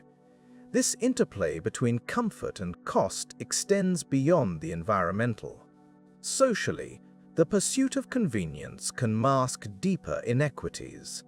The gig economy, for instance, offers services at the tap of a screen, yet often at the expense of fair wages and stable employment for workers.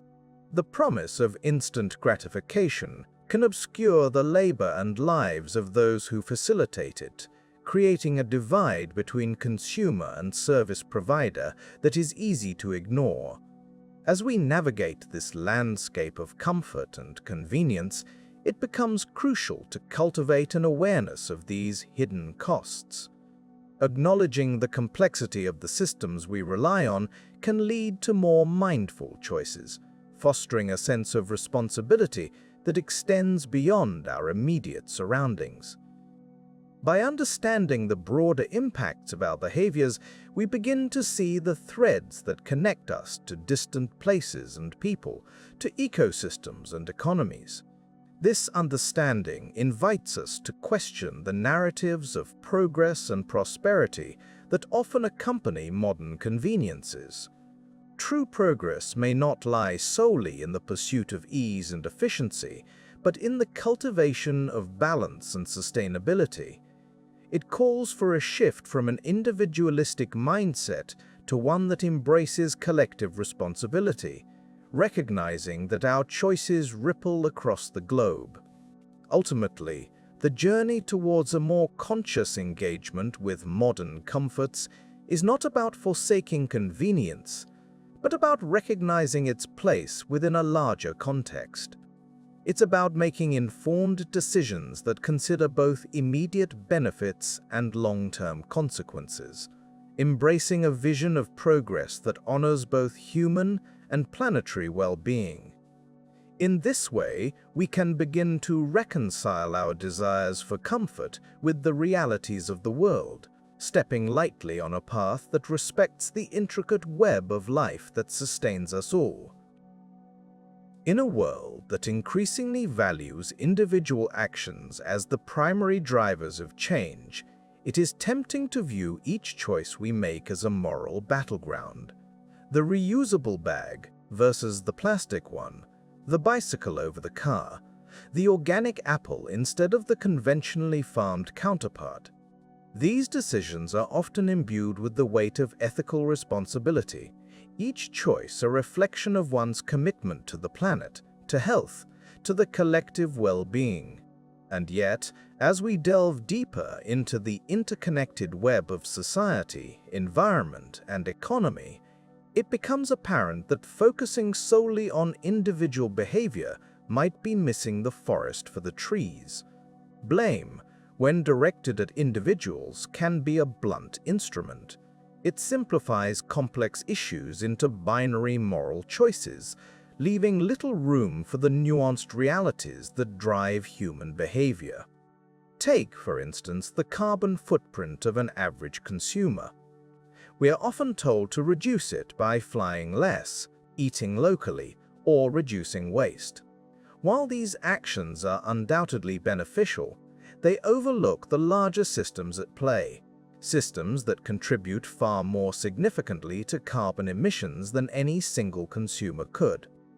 Consider the energy sector, with its vast networks of production and distribution that dwarf the impact of individual decisions. According to research, just a handful of companies are responsible for a substantial portion of global emissions. Yet, the narrative persists that if individuals simply made better choices, the climate crisis could be averted. This is not to absolve individuals of responsibility, but rather to highlight the disproportionate focus on personal virtue as a solution to systemic problems. This moralizing of behavior can also lead to a sense of guilt that is neither productive nor fair. When the burden of change is placed on individuals, it breeds a culture of blame, where those who cannot afford to make green choices are painted as villains in the story of environmental degradation. This ignores the economic and social barriers that many face, from the high cost of sustainable goods to the inaccessibility of public transport in certain areas.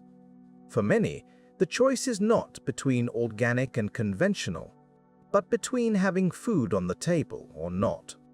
Moreover, the focus on individual action can obscure the need for systemic change. By concentrating on personal behavior, we may overlook the structural reforms that could lead to more significant and lasting impacts. Policies that regulate emissions, invest in renewable energy infrastructure, and enforce corporate accountability can drive change at a scale that individual actions cannot match. For instance, while one person switching to an electric vehicle is beneficial, A nationwide shift in transportation policy that supports public transit, cycling infrastructure, and clean energy would be transformative. The framing of environmental responsibility as a series of personal choices can also distract from collective action. When we view change through the lens of individual morality, it can fragment efforts that would be more effective if pursued together. Community-led initiatives, grassroots movements, and global collaborations have the power to challenge and change the systems that govern our lives. These efforts often require stepping away from the narrative of blame and embracing a more holistic view of responsibility, one that acknowledges both individual contributions and systemic barriers. In this context, compassion and understanding become crucial. Recognizing that not everyone can make the same choices due to differing circumstances is essential in building a more equitable approach to change. By fostering a culture that values empathy over judgment, we create spaces where dialogue can thrive, where diverse voices can contribute to solutions that are inclusive and just. This is not to suggest that individual actions do not matter. On the contrary, they are an integral part of the broader tapestry of change. However, they should be seen as one piece of a much larger puzzle. When we acknowledge the limits of personal influence, we open the door to more innovative and collaborative approaches that address the root causes of the challenges we face. In the end, the goal is not to diminish the importance of personal responsibility, but to place it within the context of a complex world where systems, policies, and collective efforts play decisive roles. By shifting focus from blame to understanding, from moralizing to systemic thinking, we pave the way for a future where change is driven not just by individual virtue, but by a shared commitment to a better world. When we think of research, the studies, the statistics, the polished papers, it is tempting to view them as the final word on truth. Yet, as we delve deeper into the nature of scientific inquiry, we come to understand that while research is invaluable, it often reflects a complex tapestry rather than a single, coherent picture. This tapestry is woven with threads of context, nuance, and human complexity. Scientific studies offer a lens through which we can glimpse the patterns and principles that govern our world. They provide insights into everything from the mechanics of our climate to the intricacies of the human mind. However, it's important to remember that these insights are, by nature, limited. They tell a part of the story, a significant part, certainly, but not the whole. Consider the nature of correlation and causation, two terms that are often discussed in scientific literature. Correlation is simply the relationship between two variables, indicating that as one changes, the other tends to change in a similar manner. Causation, on the other hand, implies that one variable directly affects the other. The distinction between them is crucial, yet it is a distinction that can be surprisingly elusive. For instance, a study might find a strong correlation between the amount of time spent online and feelings of loneliness. It could be tempting to conclude that excessive internet use causes loneliness. However, it might be that individuals who are already feeling isolated are more likely to seek connection through digital means. Without careful analysis and additional context, the true nature of the relationship remains unclear. Moreover, the cultural context in which a study is conducted plays a significant role in shaping its findings. A study conducted in one part of the world may not hold the same relevance or produce similar results in another, due to differences in societal norms, values, and behaviors. For instance, Research on dietary habits and health outcomes may yield different conclusions in cultures where plant-based diets are prevalent compared to those where meat consumption is the norm. Then, there is the issue of sample size and representation. A study involving a small or homogeneous group may not adequately represent the broader population.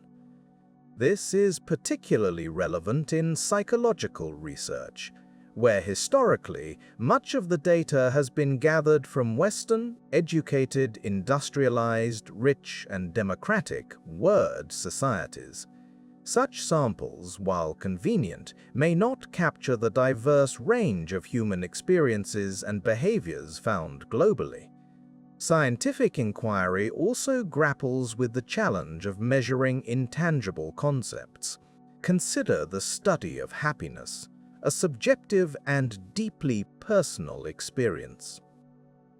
Researchers often rely on self-reported measures to assess happiness, but these reports can be influenced by myriad factors, including cultural expectations and individual temperament. What one person considers a happy life may differ vastly from another's perspective. Moreover, the human element in research cannot be overlooked. Scientists themselves bring their own biases and assumptions to their work, consciously or unconsciously influencing study design, data interpretation, and conclusions. This is not a flaw unique to science, but rather a reflection of the fact that, at its core, science is a human endeavor. The scientific method is rigorous and designed to minimize these biases, yet they can never be entirely eliminated. It's also worth considering the pace at which scientific knowledge evolves. One study may suggest a particular conclusion, only for subsequent research to refine or even contradict it. This does not mean that the initial study was wrong, but rather that our understanding is deepening over time. The pursuit of knowledge is an ongoing journey, not a destination. Despite these limitations, research remains a powerful tool for illuminating the world around us. It helps us ask better questions and seek more meaningful answers. It encourages us to look beyond the surface, to explore the underlying mechanisms and interconnectedness of systems. Yet, it also reminds us to approach findings with a sense of humility and curiosity, acknowledging what we know and recognizing what we do not. In our quest for understanding, we must remain open to diverse perspectives and experiences. Listening to voices from different backgrounds and disciplines enriches our understanding and helps us see issues from multiple angles. By embracing complexity and nuance, we can better appreciate the richness of the world and the delicate balance of its myriad systems. As we reflect on the role of research, let us consider it not as a static repository of facts, but as a dynamic conversation, an evolving dialogue with the world. Each study adds a new voice to this conversation, contributing to a greater tapestry of knowledge. It is up to us, as curious and thoughtful participants, to engage with this dialogue, to question, to learn, and to grow. Thus, while research may not provide all the answers, it offers a compass to guide us on our journey of discovery.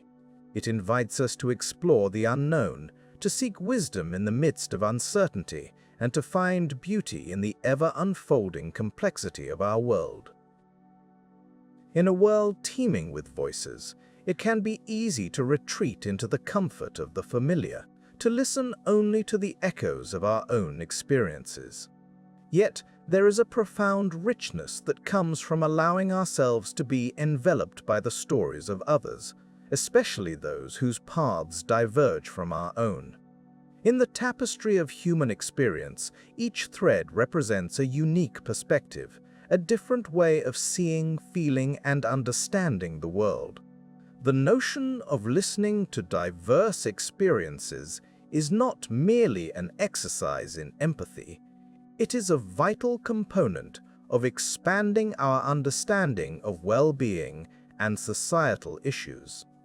Societies thrive when they are inclusive, when they value the myriad ways in which individuals contribute to the collective human story. To listen is to learn, and in learning we grow. A sentiment echoed by the philosopher Epictetus, who once said, "We have 2 ears and 1 mouth, so that we can listen twice as much as we speak." Consider for a moment the insights we gain from listening to those who identify as neurodivergent. In recent years, research has increasingly highlighted the unique strengths and joys experienced by individuals on the autism spectrum. Where society often sees deficits, there is, in fact, a wealth of passion, focus, and sensory experience. These individuals often find profound joy in what might seem simple or mundane to others. A vivid sunset, the intricate patterns of leaves, or the soothing rhythm of a familiar song. By listening to these experiences, we begin to understand that well-being is not a monolithic concept. It is deeply personal and multifaceted, shaped by individual preferences and perceptions. Neurodivergent voices remind us that happiness and fulfillment are not bound by societal norms or expectations. Rather, they are defined by the richness of one's own experience. The importance of diverse perspectives extends beyond neurodiversity. Consider the insights gained from engaging with communities that are acutely aware of climate change. These voices, often from regions most affected by environmental shifts, offer a ground-level view of the challenges and triumphs faced in the fight against climate degradation. They speak of resilience and innovation, of traditional knowledge passed down through generations, informing sustainable practices that modern science is only beginning to understand. Listening to these communities not only deepens our understanding of environmental issues, but also underscores the interconnectedness of ecological and social well-being. It becomes evident that true progress cannot be measured solely by economic growth or technological advancement, but must also account for the health of our planet and the welfare of its inhabitants. In a similar vein, the experiences of working parents provide invaluable insights into the complexities of balancing professional and personal lives. Their stories reveal the often unseen emotional labor involved in managing households and careers, challenging traditional narratives of success and productivity. By valuing these voices, we gain a more nuanced understanding of work-life balance, one that recognizes the importance of flexibility, support, and compassion in fostering well-being. Moreover, hearing from individuals with diverse cultural backgrounds enriches our understanding of social dynamics and identity. Each culture brings its own wisdom, traditions, and values, offering alternative ways of living and being that can inspire and inform.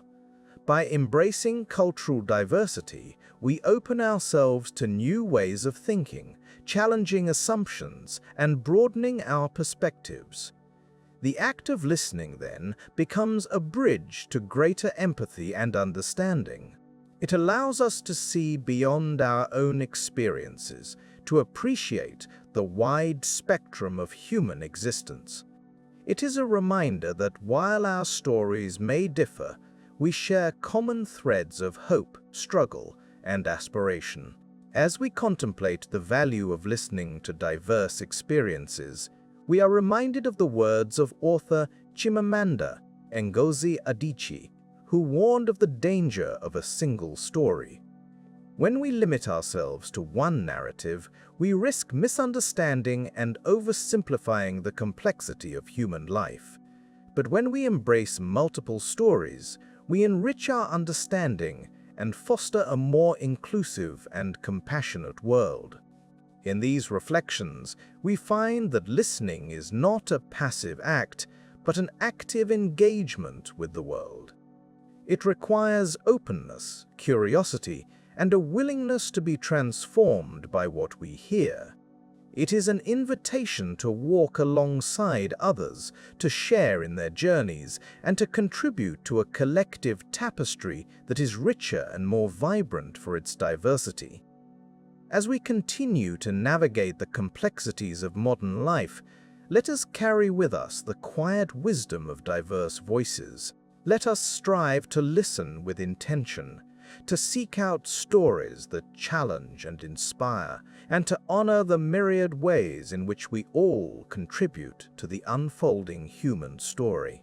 For in listening, we find not only understanding, but also the seeds of true connection and the promise of a more harmonious world.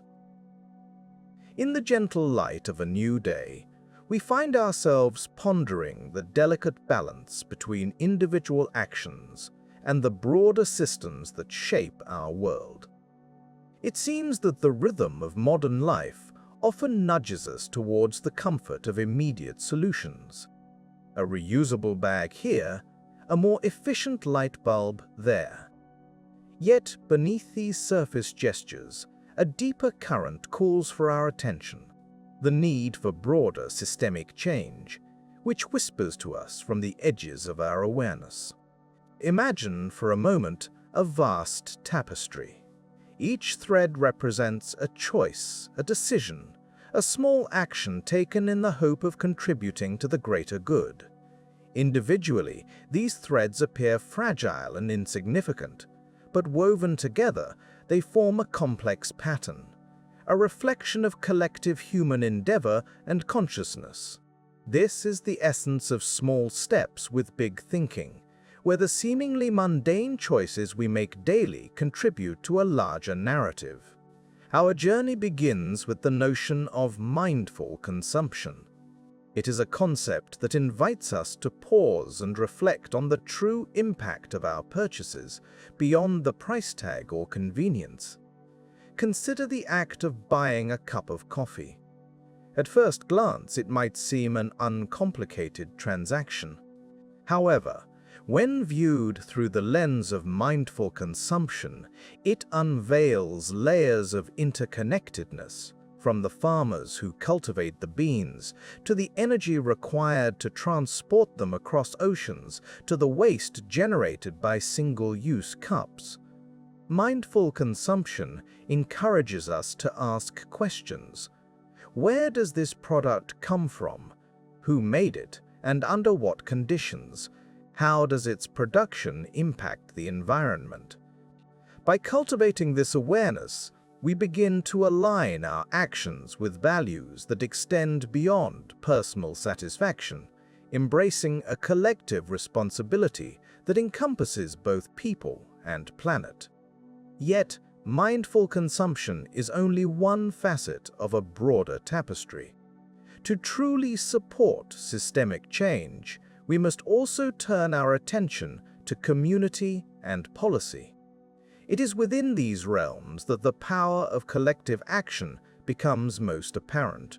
Communities around the globe have long been the cradle of innovation and resilience.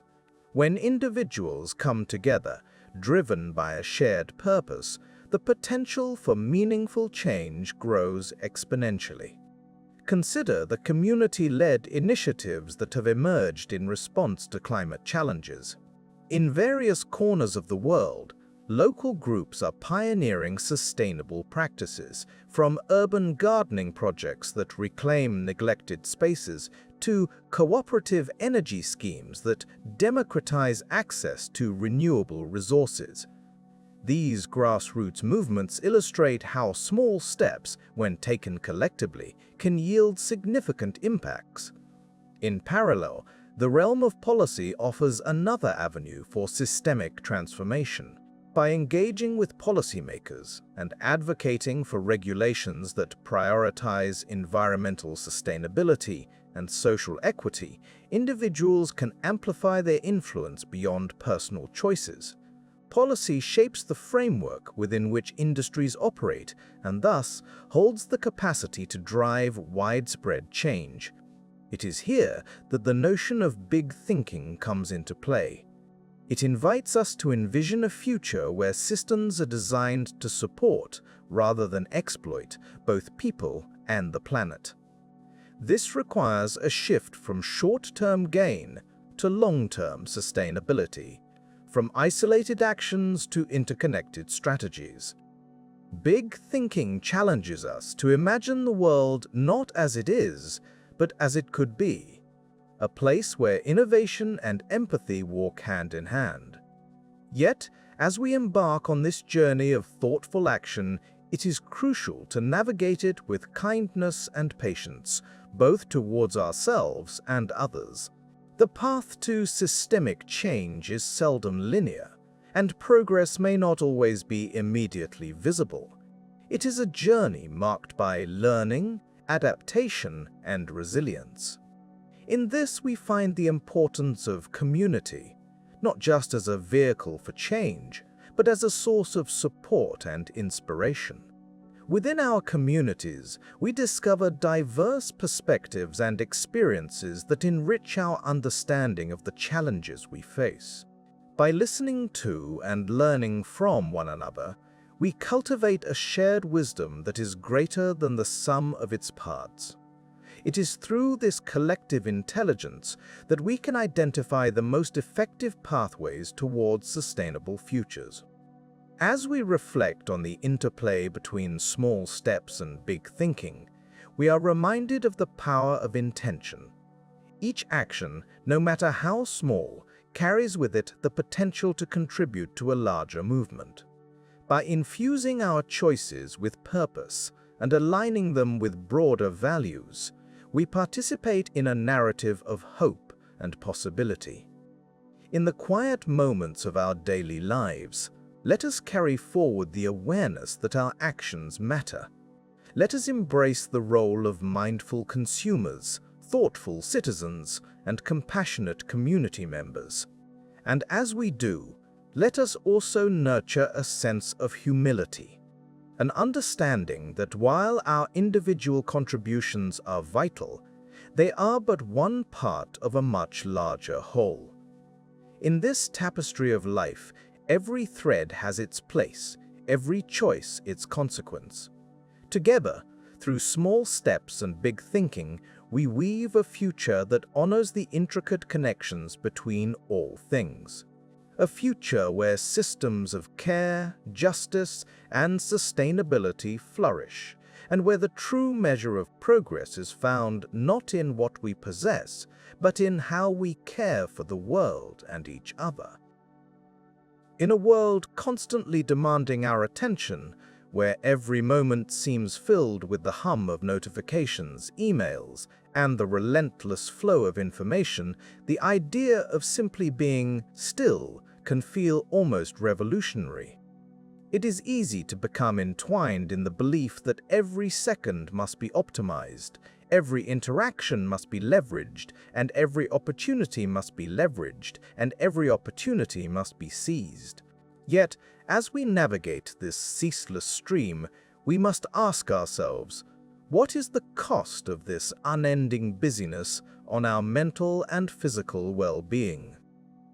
Our modern lives often prioritize productivity over peace, connectivity over quietude. We are, in many ways, trained to value action over inaction, to see rest as a luxury rather than a necessity. This cultural impulse can mask the profound benefits that come from embracing silence, sleep, and stillness. These states, often relegated to the periphery of our daily routines, can serve as sanctuaries for the mind and body, offering a refuge from the ceaseless chatter of the outside world. In considering the value of silence, we might turn to the practice of mindfulness, a concept rooted in ancient traditions yet increasingly embraced by contemporary science. Mindfulness encourages us to focus on the present moment, to observe our thoughts and emotions without judgment. This practice, researchers have found, can reduce stress, improve emotional regulation, and enhance overall well-being. By cultivating a space for silence in our lives, we allow ourselves the opportunity to listen more deeply to our inner workings, to understand what truly matters amid the din of daily life. Sleep, too, is an essential pillar of our health that is often compromised in the name of productivity. The modern heroes of industry and innovation are frequently portrayed as those who rise before dawn and work late into the night, seemingly thriving on minimal rest. Yet, science tells us a different story.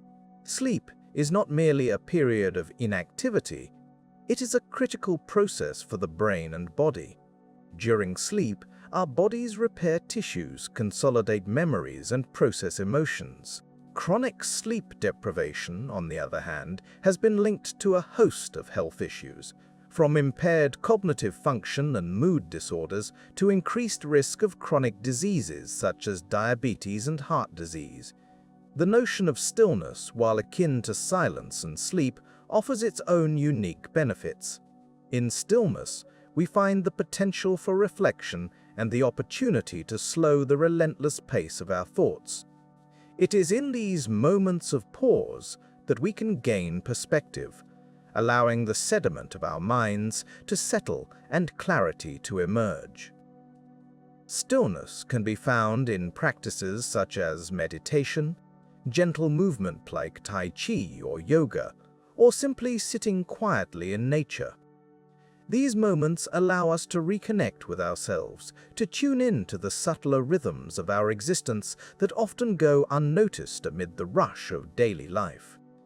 Despite the pressures to remain in constant motion, there is a growing recognition of the importance of integrating rest and stillness into our lives. Workplaces are beginning to adopt more flexible schedules, recognizing that well-rested employees are more creative, focused, and productive. Schools are incorporating mindfulness practices into their curricula, helping students manage stress and improve concentration. Even the tech industry, a major driver of our 24/7 connected culture, is starting to acknowledge the value of digital detoxes and screen-free time. To honor silence, sleep, and stillness is not to reject progress or shun technology. Rather, it is to acknowledge the human need for balance. It is to recognize that in our quest for achievement, we must also make space for restoration. By prioritizing mental health and recognizing the power of rest, we create a foundation from which we can engage with the world more fully and authentically. As we navigate the complexities of modern life, it is worth considering how we might carve out moments of silence in our day-to-day lives. How might we protect the sanctity of our sleep, ensuring that it remains a non-negotiable part of our routine? And how might we embrace stillness, allowing ourselves the grace to pause and simply be?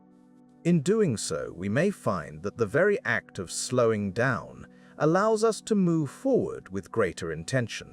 We may discover that within the quiet, the restorative power of rest, lies the potential for true innovation and creativity. By honoring these often overlooked aspects of our existence, we affirm our commitment to a life that values not just productivity, but also peace, presence, and profound well-being. As we journey through life, we often find ourselves surrounded by the familiar melodies of conformity. These tunes, hummed by society, encourage us to march in step, to align our thoughts and actions with those deemed normal. Yet, in this vast symphony of human experience, there are those whose minds dance to a different rhythm, creating harmonies that are as unique as they are beautiful. Neurodiversity, a term that has gained traction in recent years, invites us to celebrate these different tunes.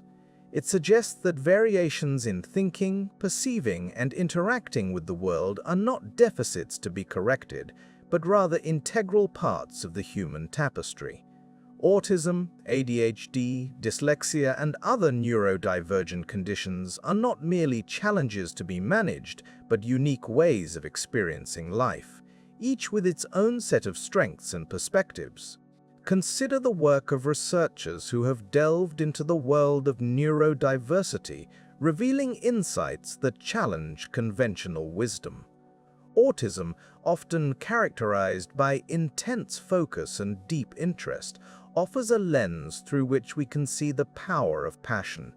Studies, such as those highlighted in Psychology Today, have shown that what brings genuine happiness to autistic individuals is not the fleeting pleasures often pursued by the neurotypical world, but the joy of deep focus, sensory experiences, and passionate interests. This profound engagement with specific subjects or activities can lead to remarkable achievements and innovations, reminding us of the value of dedication and detail. In recognizing these strengths, we must also acknowledge the societal biases that obscure them. The traditional view, which sees neurodivergent individuals through a lens of deficiency, often misses the forest for the trees. It overlooks the creativity, problem-solving abilities, and unique insights that arise from different cognitive processes.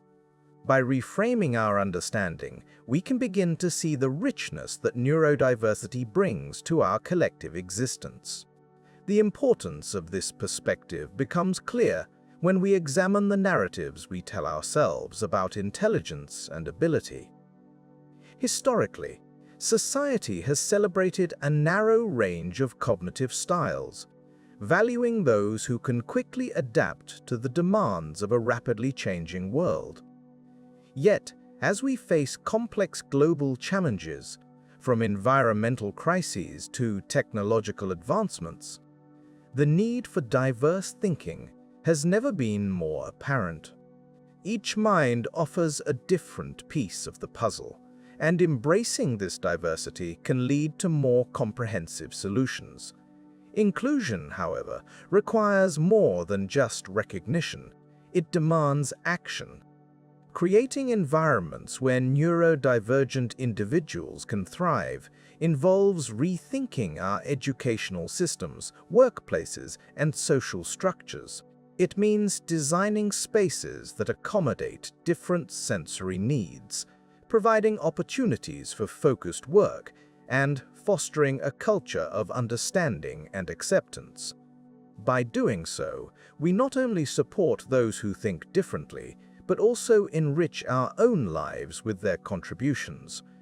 One might wonder how we can begin to shift these long-standing perceptions. The answer lies in education and empathy.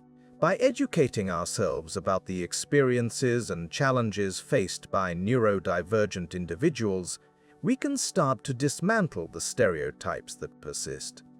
Listening to their stories, valuing their perspectives, and acknowledging their contributions can transform our communities into more inclusive and compassionate places. In this quiet celebration of difference, let us pause to consider the broader implications. When we suppress diversity in favor of conformity, we lose more than just varied ways of thinking. We lose the opportunity to learn from each other, to grow in empathy and understanding, to innovate and adapt in ways we never imagined. We lose the richness that comes from a tapestry woven with many different threads. As we reflect on these ideas, let us remember that respect for neurodiversity is not merely a call for tolerance, but an invitation to embrace the full spectrum of human potential. It challenges us to move beyond the simplistic dichotomies of normal and abnormal, typical and atypical, and instead to appreciate the complexity and beauty of different minds. In doing so, we are reminded that every individual, regardless of their cognitive style, has something valuable to offer. Our task is to create a society where these contributions are recognized and celebrated, where every voice is heard and valued. By honoring neurodiversity, we honor the very essence of what it means to be human, a diverse, dynamic, and ever-evolving species capable of extraordinary things when we come together in mutual respect and understanding. Thus, as we continue our journey, let us carry with us the knowledge that diversity is not a challenge to be overcome, but a gift to be cherished. In this spirit, may we all strive to nurture environments where every mind, in its own unique way, can flourish and shine. In a world where the boundaries between our individual lives and the larger systems they inhabit seem blurred, there lies a profound truth. Everything is connected. The threads of our environment, health, identity, and society weave together into a tapestry that defines our shared existence. To understand one, we must consider the others, recognizing that each action, no matter how small, sends ripples across this intricate web. Consider the air we breathe. It is easy to overlook its journey, how it swirls through cities, forests, and oceans, carrying echoes of human activity and the natural world alike. Our health is intimately linked with the quality of this air, yet it is shaped by decisions made far beyond our immediate surroundings. Factories, vehicles, policies, and even distant wildfires contribute to a shared atmosphere that knows no borders. When we think of respiratory health, we must acknowledge the distant causes and far-reaching consequences that contribute to it. Similarly, the food we consume tells a story of interconnectedness. Each meal is a culmination of countless processes, from the cultivation of crops to the global networks that distribute them. The choices we make at the supermarket or market stall are not isolated.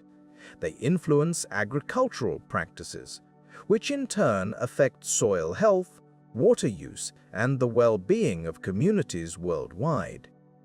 Our dietary habits are a reflection of our identity, shaped by cultural heritage and personal choices, yet they are also deeply entwined with environmental sustainability and social equity. Our social structures, too, are a testament to this interconnectedness. The societies in which we live are built upon shared narratives and collective histories. They are shaped by policies and governance that determine access to resources, education, and healthcare. These systems can either uplift individuals or create barriers to opportunity and well-being. The inequities within these structures often mirror the environmental imbalances we witness, as marginalized communities frequently bear the brunt of both social and ecological injustices. The climate crisis serves as a poignant reminder of our interconnected fates. It is a challenge that transcends national boundaries, demanding cooperation and understanding beyond our immediate interests. The rising temperatures and shifting weather patterns impact ecosystems, economies, and communities, influencing migration patterns and altering ways of life. The actions we take to address these issues must be as interconnected as the problems themselves, requiring global collaboration and a commitment to both environmental and social justice. Yet, within this vast web of interconnectedness lies hope. By recognizing the links between our actions and their broader implications, we can begin to foster a more harmonious relationship with the world around us. Our identities, diverse and multifaceted, hold the potential for creativity and innovation. Embracing the richness of our differences can lead to new perspectives and solutions, honoring the distinct contributions each individual brings to the collective whole. In our pursuit of well-being, it becomes crucial to view health not merely as the absence of illness, but as a state of balance within this interconnected system. It involves nurturing our bodies, minds, and communities, understanding that they are all part of a greater whole. Mental health, for instance, is shaped by our relationships, environments, and the societal pressures we face. By addressing these factors, we can create supportive environments that promote resilience and flourishing. The choices we make today, whether in how we consume resources, interact with one another, or engage with our surroundings, will shape the future we create. It is a future that calls for awareness and compassion, recognizing that our comfort and convenience are often built upon complex systems with hidden costs. By acknowledging these costs, we can strive for a world where progress is measured not just by economic growth, but by justice, balance, and collective well-being. This interconnectedness is not just a challenge, but an opportunity. It invites us to reimagine our roles within this web, to see ourselves as stewards of both the environment and one another. It is a call to action that begins with awareness and extends into every aspect of our lives, from the personal to the global. As we navigate the complexities of our modern world, let us carry with us the understanding that our actions matter, that they ripple across the web of interconnectedness, shaping the world we share and the future we aspire to create. As we draw our thoughts together, we find ourselves pondering the notion of progress. In a world so often measured by the latest technological marvels or the speed at which we can accomplish tasks, what does true progress really entail? Is it the sleek efficiency of our gadgets, the rapid connectivity of our networks, or perhaps something more profound, more enduring? True progress, we might suggest, is not merely a tale of innovation and efficiency. It is a narrative woven with threads of justice, balance, and well-being. It asks us to consider not just the outcomes of our actions, but the pathways we choose and the values we uphold along the way. It is a journey that honors respect for our planet, our communities, and ourselves. Imagine for a moment a world where progress is defined by the health of our ecosystems and the happiness of its inhabitants. A place where success is measured not by accumulation but by the depth of connection and the quality of life. Such a perspective requires a shift in focus from the relentless pursuit of more to a mindful appreciation of enough. So we might ask ourselves, what does it mean to live with awareness in our modern age? Awareness invites us to pause, to observe, and to engage with the complexity of life without being overwhelmed by it. It is about being present to the nuances and subtleties that often go unnoticed in the rush of daily existence. Living with awareness involves embracing the idea that our actions are part of a larger tapestry, a web of interconnectedness that binds us to each other and to the natural world. It means recognizing that the choices we make, however small, ripple outwards, influencing the environment and the people around us. It is a call to action, not through guilt or obligation, but through a gentle understanding of our place within this intricate network. We might think of awareness as a form of waking. Just as the dawn slowly illuminates the landscape, revealing details hidden in the shadows of night, awareness unfolds the layers of our daily lives. It allows us to question the narratives we have inherited, to challenge assumptions, and to hold both hope and humility in our hearts as we navigate the challenges of modern living. In this reflective space, we are invited to consider how we can contribute to a world where progress is synonymous with justice and balance. Perhaps it begins with small steps quietly taken, supporting systemic change rather than relying solely on personal sacrifice. engaging in mindful consumption that values quality over quantity, prioritizing community, policy awareness, and collaboration over individual gain. Let us also honor silence, sleep, and stillness. In a culture that often equates busyness with worth, there is a quiet power in resisting the pressure to always be optimal, connected, and productive. Valuing rest and mental health is an act of defiance against a system that sometimes forgets the human need for pause and reflection. Respecting neurodiversity, too, becomes an essential aspect of this new understanding of progress. Celebrating different minds, creating spaces where varied ways of being are honored, enriches our collective experience. It reminds us that there is no single path to joy or success, and that diversity in thought and expression is a strength to be cherished.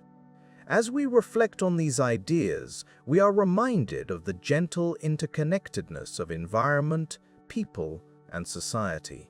Each element influences and is influenced by the others, creating a dynamic equilibrium that requires our care and attention. Understanding this web allows us to see how small changes can ripple across systems, fostering a more sustainable and harmonious world. In quiet contemplation, we carry these questions with us. What does true progress look like for each of us? How can we live with greater awareness, not out of guilt, but from a place of caring and curiosity? As we move forward, may we hold these reflections close, allowing them to guide our actions and inspire our hearts. In this shared journey of exploration and understanding, let us walk together towards a future where progress is defined not by what we have, but by who we are and how we treat the world around us. A future that honors complexity, cherishes diversity, and seeks balance in all things.